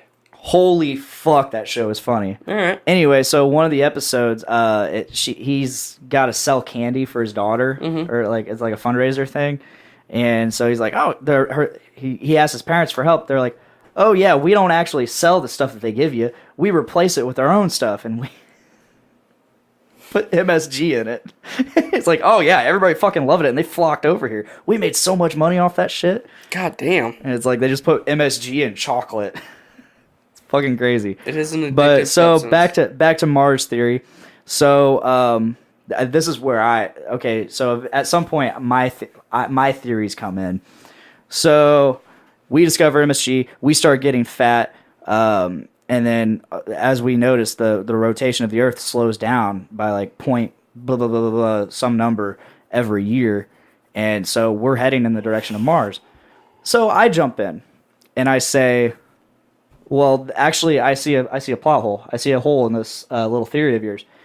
Most of the fat people on the Earth are in America. Yes, it's very concentrated in America. America. And as most scholarly people and hopefully normal people know, the Earth is on a tilted axis. Correct? Correct. So it rotates like this. Wait a minute. The Earth is flat. Shut the fuck up. Jimmy Mcclary. Ice wall. Stupid as shit. So the Earth is rotating. Let me try to point this at the camera. Like this, not like this. Not vertical, it's tilted. So all the weight being distributed in America.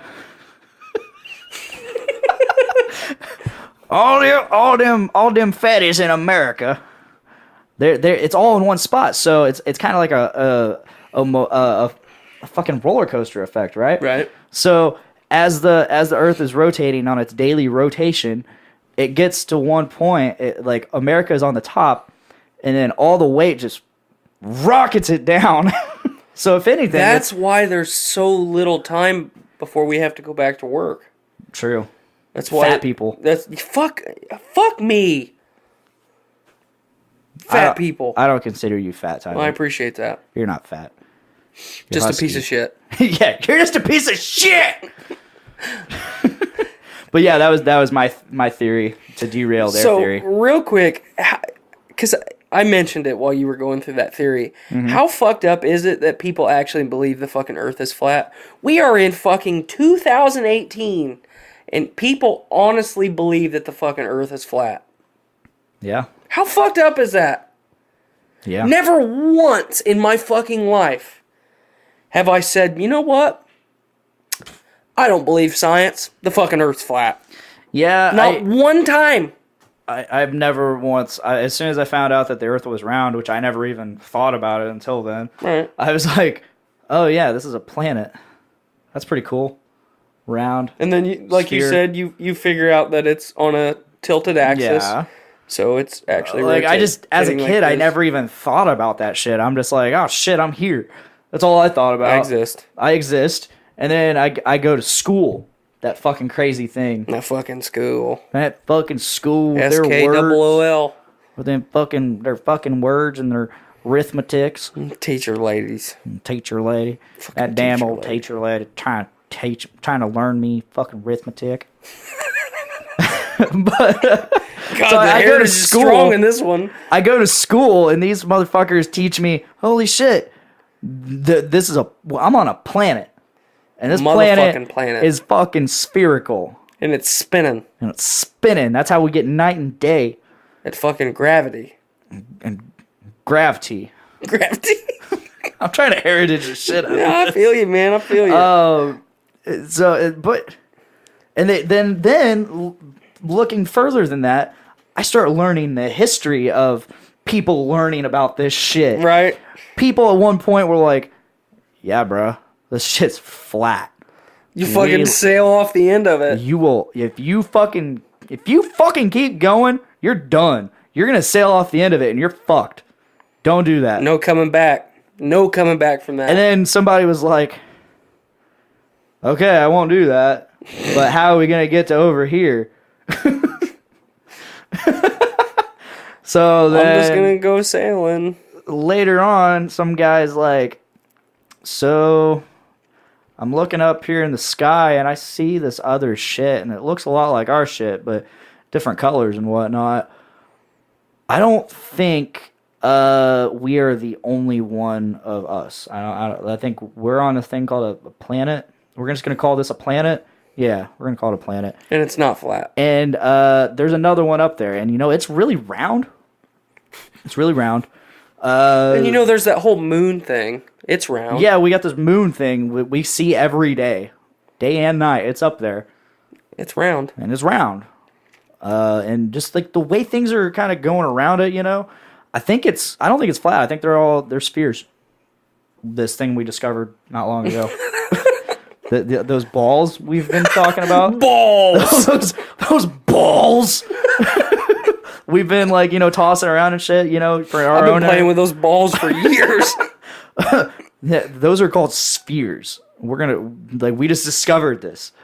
And then this is like an episode of Drunk History. A little bit. Just sober. And then so I think we're on this thing. But all these things, they're following us in the sky. I think they're circling us. I think we are the center of everything. Fuck yeah, we are. And then fast forward a couple more years, and there's some other guys that sun, that thing that gives us all this light and heat and shit. I think we're going around that. Hey, I believe you that the Earth isn't flat, but I'm pretty sure we're spinning around that thing. Yeah. But we're flat. Yeah, for sure. Still, I just really don't think you should try it, man. Can you scroll down on the comments? My Aunt Stephanie from... Yep, there she is. Yep. Love you, Steph. That's my Aunt Stephanie in California. Very nice. We were just talking about California. Yes, we were. Anyway. Pineapples and... Cocaine. Cocaine. Bank robbing. Yeah, after a certain point, the chat feed doesn't scroll. Right. It just stops for whatever reason. So whatever. That's cool, I guess. Anyway, we've talked enough about the Earth. I think so. Point is, fat people are speeding up the Earth's rotation in intervals. It's a roller coaster.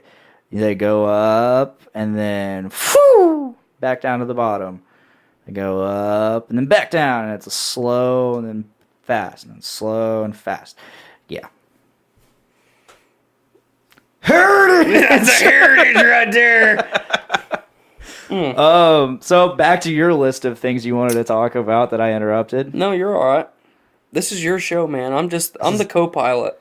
Tyler, I've told you, this is our show. I appreciate that. Ours. This is just as much your heritage as mine. So, real quick, I wanted to talk a little bit about two major mainstream bands. Yes. The Chili Peppers and the Foo Fighters. Mm-hmm. My point about the Chili Peppers, I was listening to them on the radio on the way here, and like I said earlier, I don't listen to the radio a lot when I'm cruising around, just because I'm listening to podcasts more times than not anymore. Say whatever you want about the Peppers, you have to appreciate them for the fact that they have never changed their style. Yeah, for sure. They have stayed true to who they are, and they do what they want, and they've stayed badass the whole time. I'm not a giant Peppers fan. Oh, I'm not either. Don't get me wrong. I like a few songs. You're telling overall, but what I'm saying is, if you're driving around and you're listening to Radio Rock, and the Chili Peppers come on, you're not changing the station just because the Chili Peppers Yeah, fucking Under the Bridge or Other Side pops on. Hell yeah, Scar fucking Tissue. Californication. That was the first song I ever heard by them. That's top 3 greatest songs they've ever done. Yeah, just overall, for them. On me. Foo Fighters, however, I fucking love the Foo Fighters, and I was watching their documentary on Netflix, Back and Forth. Mm-hmm. So good. It goes over like the entire history of the band, like what all they've done, how they did shit. Is it mostly centered on Dave Grohl? I mean, he is the Foo Fighters. He's the founder of the Foo Fighters. He is the essence of the Foo Fighters. He doesn't play all the instruments. So. No, he doesn't. But the whole thing is based around his idea. I understand that of what the Foo Fighters is. But you're right. They are a band, and that's not lost on him either. Right. I'm not saying it is. Don't get me wrong. But yeah, I guess it is kind of Dave Grohl centric.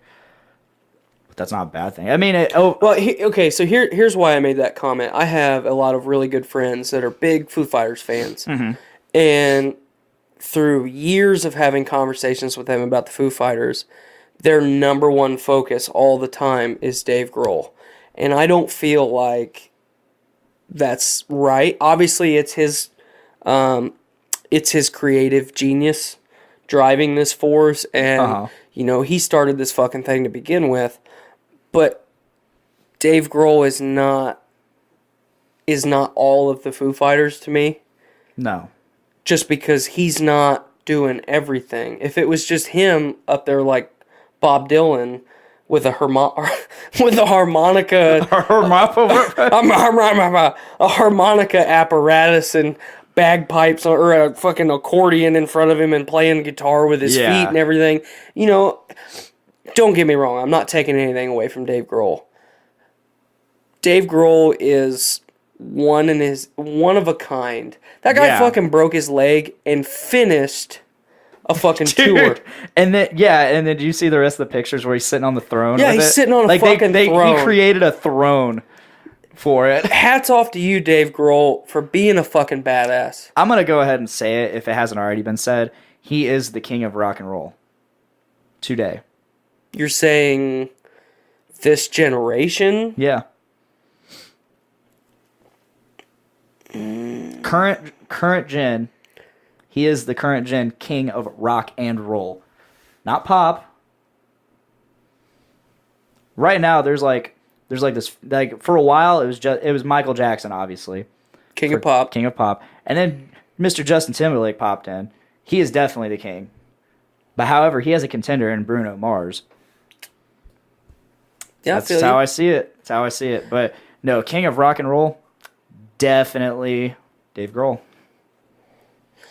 I would disagree with you, except the former king, in my opinion, passed away last year. Or 2 years ago. Chris Cornell. That was last year. Last year. Chris Cornell is 10 times the front man that Dave Grohl ever will be. I don't know. Stage performance, Dave Grohl's definitely got him. Presence, Dave Grohl's definitely got him. Singing ability, Chris Cornell blows him out of the water. I think they're on even ground. I don't think so. To be honest. Chris Cornell had the voice of a fucking angel. He did. He is very talented. I wish I would have been more of a fan of Soundgarden.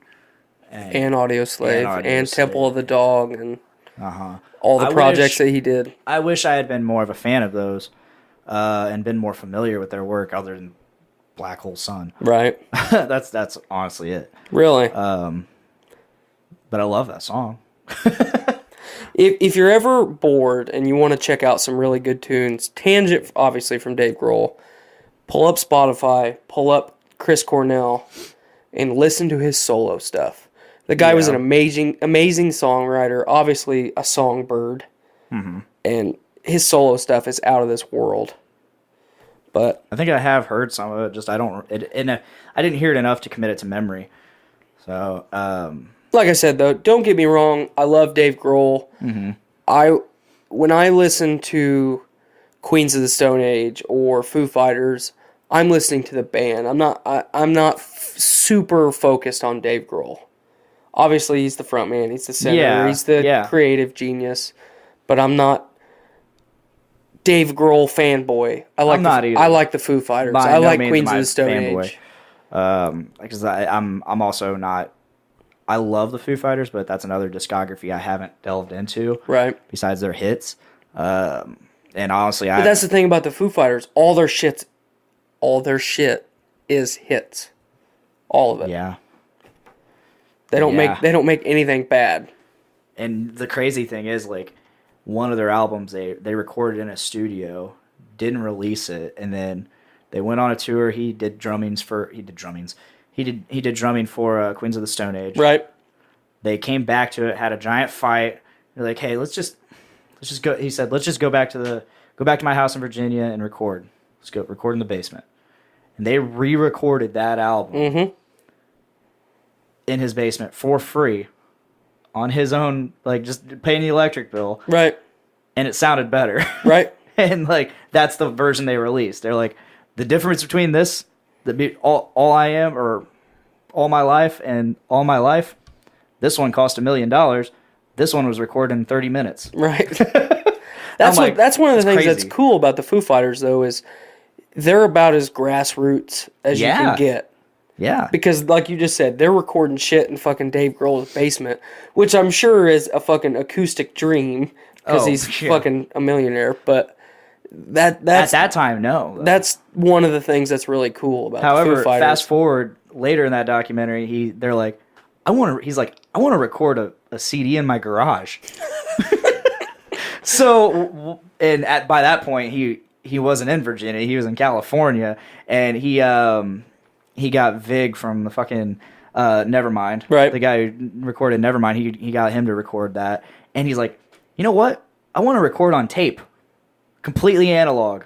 No digital. And that's awesome. That's one of the really cool things about Dave Grohl. He was a part of a band that has one of the largest cult followings of all time in Nirvana. Mm-hmm. Obviously, we lost Kurt Cobain, and then Nirvana died. Mm-hmm. And then it's like, well, what am I going to do now? I guess I'm going to make two of the most successful rock bands of all time. And he fucking did it, and he nails it. Yeah. And he's a cool dude. I did learn something about Nirvana in that documentary, because in the beginning they start out with Nirvana, obviously. Right. But I never knew that they brought in a second guitarist. Really? Yeah. I didn't towards know that. the end there, I can't remember his name. It's like Pat or something. But yeah, he was in another famous punk band before that, and so they brought him in. And then he eventually moved on to Foo Fighters, left Foo Fighters, and they brought him back as a third guitarist for Foo Fighters. That's cool. I need to check that documentary out. It's very worth it, and it's funny, and you get a lot of the Foo Fighters story. And the thing I love about I love watching rock docs, band documentaries. Oh, they're great. Kill Switch Engage, Set This World Ablaze, awesome documentary. All of the Lamb of God DVDs, Walk With Me in Hell, Philadelphia, fucking great shit. All the Pantera home videos, of course. Dire Vision. Real quick, you know what I really miss? What? The old VH1 Behind the Music shit. Yeah, I miss that shit too. I used to watch that shit every week, and it was great stuff. Yeah, I love that shit. The only time I've ever cried watching a show, or up until this is gay as AIDS, watched How I Met Your Mother. I almost cried a bit in that. What? Put your hand out. However, the only time I've actually ever cried watching a TV show was the Pantera Behind the Music. Yeah, that was a really sad one. Dimebag, R.I.P. R.I.P. my man. Yeah. Yeah. But no, so... Ow! And another one of my favorite band documentaries, there's two of them by this band, Parkway Drive. Their first band documentary, which actually goes over the history of the band. Okay. It's literally just called The DVD. That's kind of cool. The next one by them is called Home is for the Heartless, after their song Home is for the Heartless. And that was a really cool DVD. It was a tour. It was a look into their tours where they tour around the world. And what I like about that one is it's not about the music. I mean, just about them. It's littered with like some of their performances here and there and showing their performances around the world. But it's just about them going to each of these cities and just experiencing each stop. Mm-hmm. You know, and they spend like 2 or 3 days in each stop when they do these tours, so they can really get the area. Right. You know? Those are both really worth a watch, especially Home is for the Heartless, whether you're a fan of the band or not. I'll check it out. It's really good. I have it somewhere. I'll have to dig that out. I have somewhere. But yeah, Tommy definitely. Wiseau. Huh? I said Tommy Wiseau. Tommy Wiseau. I don't really got much to talk about. I feel like we should talk about some Monster Hunter. Yeah, before we close out. I was gonna save Monster Hunter till the very end. Yeah. Just because, as of the recording of this podcast, we are now, pretty much 24 hours away from getting Monster Hunter. Blaine and I will be at the 9 p.m. release. Yeah. To receive our copies of Monster Hunter. Play a little bit before we got to work on Friday. I don't know if you've announced this at all yet, but we are going to try our hand in a little bit of Twitch streaming Monster Hunter World. Yeah. We have 2 separate Twitch accounts. Is yours called Podcastrophe? Yeah, mine is just Podcastrophe. Let me look real quick on my phone, on the cellular device. So while he's looking at his, our plan is to Twitch stream Monster Hunter World primarily from the start. We're going to do it together. So we've got the Podcastrophe Twitch account. And then we also have my Twitch account, which is Finnegan_McNasty. We thought that doing the Twitch thing would be a good pairing with the podcast. Yes. And we both love Monster Hunter. I play a lot more video games than you do, but I feel like Monster Hunter's my shit. I was going to say, I feel like your video game playing is going to increase to 11 here soon with Monster Hunter World coming out tomorrow evening. While we're on this subject, my good friend Matt Wilcox of Innator Zim, he Twitch streams and stuff, so it's kind of relevant. He texted me a little bit ago, said, "Hey, you and Austin should come up this weekend and hang out." And if you're still watching, because I saw you in here earlier, I just texted you saying I'm unavailable, LOL. But I'm going to tell you why I'm unavailable. Because I'm playing fucking Monster Hunter Monster Hunter, bro. I don't give a shit about anything this weekend. I'm playing Monster Hunter. That's right. That is my life this weekend. Except for like a little... I'm going to dinner with my dad. And obviously, we have to eat and shit. Going to dinner with my dad and girlfriend and her kids. And it's going to be a good time. I'm going to care about that. But other than that, Monster Hunter! Heritage! So, yeah, we're really excited to... diversify the podcast a little bit. I'm really hoping that the Twitch stuff kicks off. I'm really hoping it actually works, you know. As far as being able to do it or people watching it? Being able to do it both, yeah. Both. I'm hoping to eventually, once I get a better space, to actually have my podcasting space also be like a gaming space as well. That way I can do both. The reason I brought it up in the way that I did is... for any of the listeners that want to check out or are interested in Monster Hunter World before they buy it, or just want to check out some cool Twitch streams. Obviously, this is our Twitch streaming careers in its infancy, so everything's not going to be, $1,000 production quality. No. But the cool thing is you'll be able to see both of us, and you'll be able to check out gameplay from 2 different perspectives. Yes. So if you want to... The way that Blaine and I play, especially Monster Hunter, is a little bit different. We have different approaches to how we take on things. So that will be kind of cool if you guys want to check it out from 2 different perspectives. But moving on from the Twitch thing, let's talk about some actual Monster Hunter. My Twitch account is Podcastrophe. So definitely check that out. Follow it. Sub it. I don't know if they can sub it yet. Not yet. We don't have enough followers. I guess don't sub it yet. But yeah, give both of our channels a follow and look forward to some cool Monster Hunter stuff here in the next couple months. I'll be on there. We will be on there. We will both be on there. Probably playing together. More than likely. Yep. Anyway, so Monster Hunter, we're, like I said, almost 24 hours away from receiving the game. They're doing a 9 p.m. release at GameStop, which I think is really cool. You know, I've been to a lot of midnight releases in my video game playing career, and it was always pretty miserable because you had to go to work the next day. or school, you know. But enough GameStop workers complained that they're like, all right, well, we'll just release the game a couple hours early, which is really cool because you don't have to wait. You can go home and start playing it right away. You don't have to wait till midnight. So kudos to you, GameStop, the old Devil's Playground.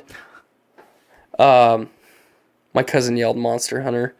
Yeah, kudos to you, GameStop, the old Devil's Playground, for listening to your workers and your customers on getting shit out a little bit early. And you and I talked a little bit about today about what we're looking forward to most as far as monster roster goes. And I was going to read the two that I had off while I'm looking up the names because they're new monsters. What's your thoughts? As in terms of like what I'm looking forward to monster wise, I'm really looking forward to fighting the good old Rathian.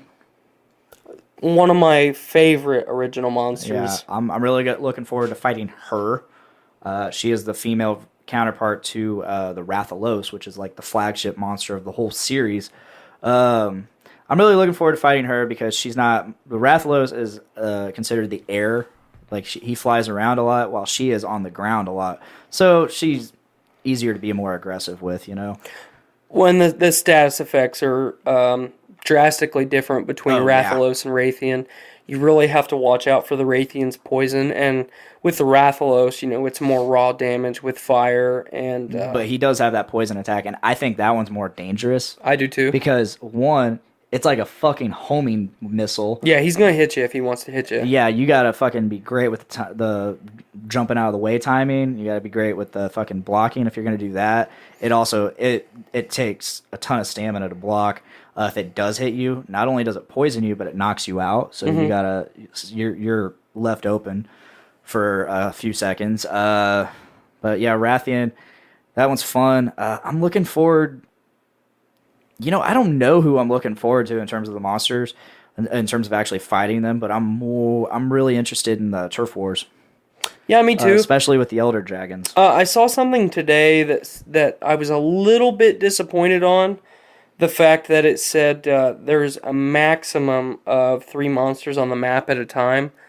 But the cool thing about that is if you're on an expedition. So now in Monster Hunter World, you have the ability to go on expeditions. So after you finish a quest, or from the hub town, if you just want to go on one of these expeditions, you have unlimited lives, unlimited time in any of these zones that you want to venture into. So say you go into the forest, the ancient forest, and there's a Great Jagras, Anjanath, and a Rathalos on the map. If you are there for, say, 45 minutes, I don't know the actual time, I just know it's a decent amount of time.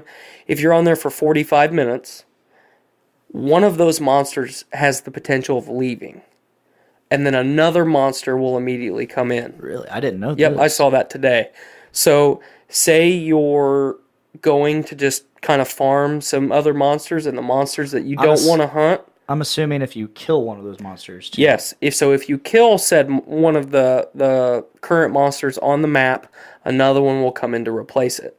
Because it's kind of cool. You know, you and I have talked about the whole ecosystem thing. It makes sense. You take out a major predator, another predator is going to move in to take its place. So, I thought that was really cool.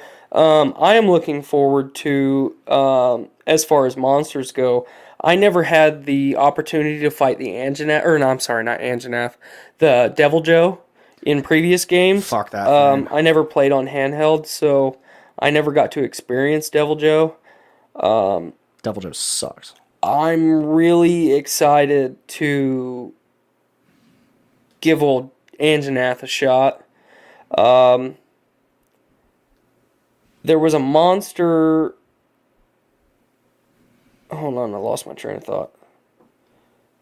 I'm gonna say, as far as large size monsters go, Devil Joe is definitely it. There was a smaller monster that was very similar to a Velocidrome that I saw in a video yesterday. it has the body profile of a Velocidrome, but when it came into the map, it was like, fuck all y'all, and flash bombed everybody from the frills on its head. So as a small to medium monster, small to medium boss type monster, I thought that would be kind of cool. You know, I got really tired in 3 Ultimate of the Yaggies and the Baggies and the Snaggies. So I look forward to actually having unique, smaller, or unique medium difficulty monsters, I want to say. So that's my little spiel. Real quick, I have a video I want to show, and this involves Devil Joe.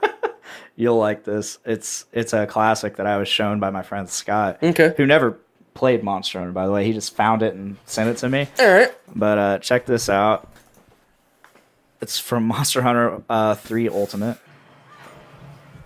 Is that the highest resolution we got? Damn. It.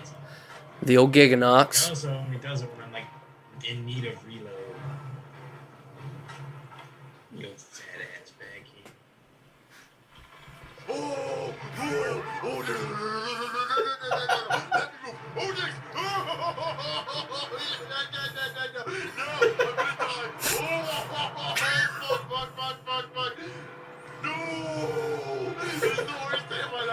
It's the worst day of my life. I keep getting rim pressed. Jesus Christ. That's hilarious.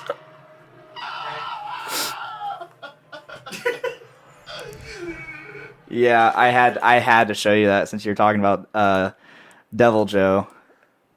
I don't know if you've ever seen his gameplay, but yeah, that's that's cool. But he's like, worst day of my life. So like the thing about Devil Joe is he just comes in. He can show even if you're not actually on a quest to kill him, he'll just randomly appear. There's no warning sometimes. And that's just what happened in that quest. Like he just happened to stumble upon him, and he's like, "Damn it!"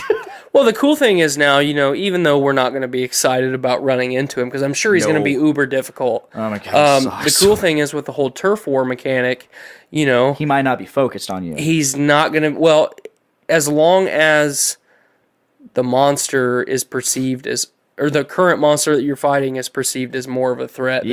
Than you are, then he should focus his attention on said monster. So I look forward to fighting him just because I've never had the opportunity. Yeah. It's, if I remember right, it's not exact. Well, I mean, things will be different this time around, but it's not exactly a very fun fight. And I'm not even talking about he's hard, it's not fun. No, it's just overall not a very fun fight in my opinion. He's a brute wyvern. So he'll have a lot more move. He'll have a lot of moves similar to Baroth, right? So you might like that. Which is my favorite monster. Yeah, you might like that. But however, like I just did not enjoy that fight, and it was just really difficult. Okay, even with 4 people, very difficult. A lot of health. He's a powerhouse, and he sucks. He fucking sucks. We's gonna get him. Yeah. That was all I really had, man. That's really all I got. This was the Tyler's Topic show. That's okay. I might be the creative force behind the production of this show, but you're definitely the creative force in terms of like topics. I appreciate that. And you know, I appreciate that because I don't always have the best things to talk about. So I don't even know if the shit I want to talk about is good. I just like to talk. Hell yeah, I like to talk too. Before we go, I picked up a couple CDs. Ooh, recently. What we got here? Well, I have another one that's not. I have it on vinyl and it's put away, but I got of Mice and Men's newest CD, Defy. How's that? It's really good. It's the first CD without their singer Austin Carlisle. See, before he left, it was him doing the main vocals, mostly screams, and then their bass player doing all the clean vocals, or most of the clean vocals. Nice to see a bass player get some recognition. Dude, and he's a really great singer. Well, Austin left, and now it's just the bass player doing all vocals, and including screams. And I didn't know he could scream, and turns out he is a fucking fantastic and rather unique screamer. So like, I dig it. I dig it a lot. It's a great CD. Of Mice and Men, Defy. Check it out. Next in line, I have, which I've only listened to a couple songs so far. It's off the CD. It's called Avatar Country by the band Avatar. It's a concept album about some king. It's basically like them talking about some war going on with some other king, and the person they got to play the king is one of their guitarists. So that's funny. The videos have been pretty funny, and it's basically like this. It's all saying the singer is basically like the guy's PR rep. Okay, and he's like talking to trying to hype people up for their king. So that's interesting. I like Avatar. I haven't heard a lot of Avatar, but the stuff that I have heard, I've enjoyed. It's interesting because they're from Stockholm, Sweden, right? And I've seen them twice. First time was up in Fort Wayne, opening up for Mushroom Head. I went with my roommate, Captain Keyboard, and then it was just funny. Like, he never lives it down. Whenever I'm listening to him, he'll always like start quoting the singer from that show. He peeks around the corner. Yeah. Have you heard about Bitcoin? Oh my God. So he'll quote the singer. He'll be like, "How are we doing tonight, Fort Wayne?" Oh, and like he just like went this entire time. Wait, is there front man Tommy Wiseau? No. Damn it. But he emulates the Crow. It's cool. I don't. There's no pictures on that. All right. But he kept saying, "Do you like metal, Fort Wayne?" Every sentence ended with Fort Wayne. Then I saw him again. They headlined the next time I saw them, where we got this flag. That's where I got that from, signed and all that. That was in Indianapolis at the Vogue. That was a fun show. Okay. Both times, our group leader Desiree was there with us. Ooh. She likes going to shows and shit. She's actually the one who introduced me to Avatar. That's cool. Yep. So that's a fun CD. Hopefully, I can't wait. I like the songs I have heard. Can't wait to listen to the rest. Avatar Country by Avatar. The next CD that I recently purchased is, and I'm a little late to the game on this one. This came out 2 years ago now. And I never really listened to this band before, but I recently heard one of the songs off this, and I'm like, holy shit, I really like it. It's Thrice from their 2016 album, To Be Everywhere is to be nowhere. Yeah, that. And I've always really liked Thrice, and Yeah. that's one of my favorite Thrice albums. did they do Artist in the Ambulance? I think so. Yeah, that's the only other song I know by them, and it was okay. But I love this CD. The first song I heard off of it was Black Honey, and I actually heard that on Sirius XM. Black Honey's a great fucking song. A year after that came out, not what I expected, but Seether covered it. Mm-hmm. I thought it was just like an acoustic show thing. They're like, ha ha ha, we're going to do this because we like the song. So, no, they cover it regularly, because when I saw them in Indy last summer, they covered it. And I'm like, really? You're going to play that? But, I mean, they do a really good job. So it kind of made me question, like, did they help write it or something? No, they're literally just covering it. Yep.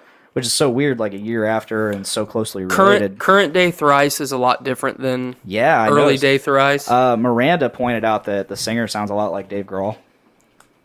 He can at times. Yeah, he can, definitely. Normally I don't agree with her when she says, "Oh, this sounds like this," and I fight her about it. But this one, I had to agree. I had to agree.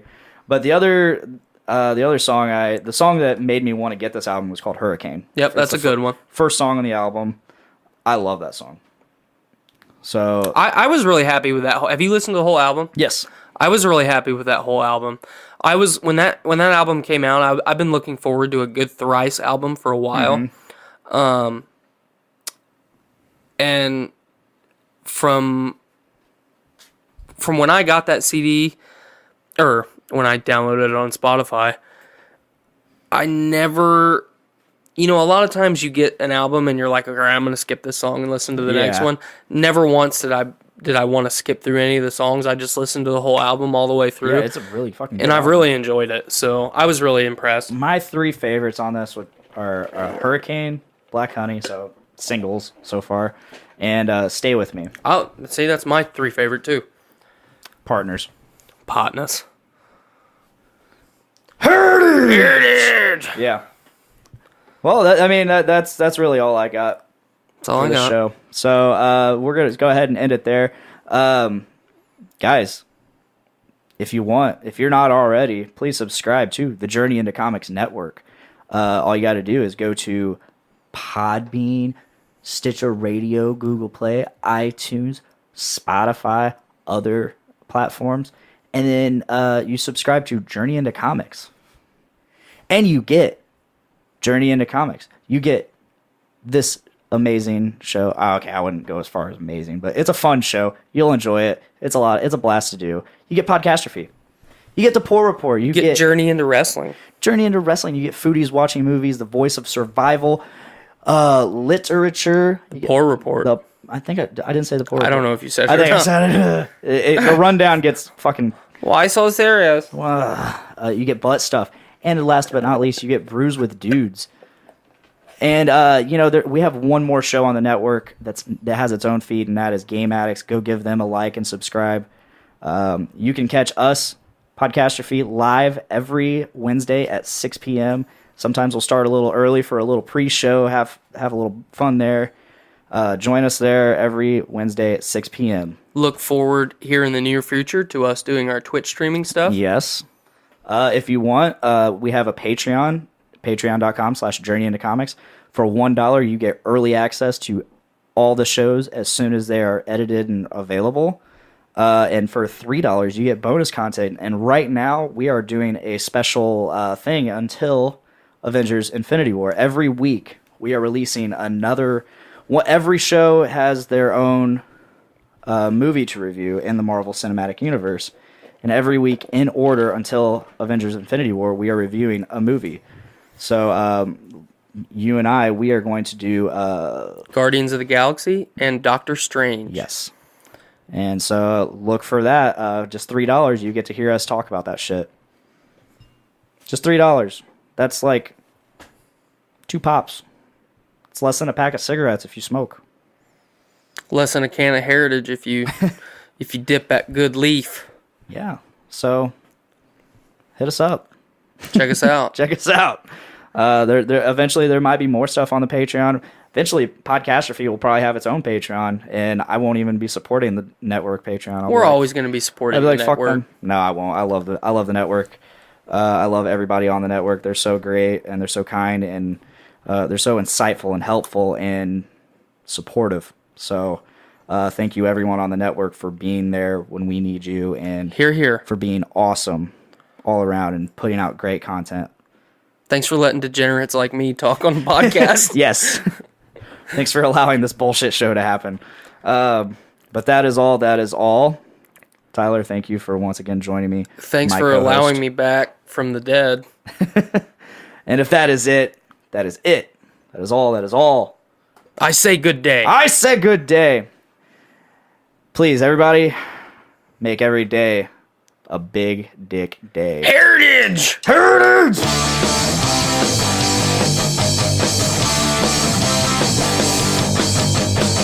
Woke up this morning with my dick in my hand. Girlie's to the right of me, just like I planned. It's gonna be a big dick day. It's gonna be a big dick day. It's gonna be a big dick day. It's gonna be a big dick day.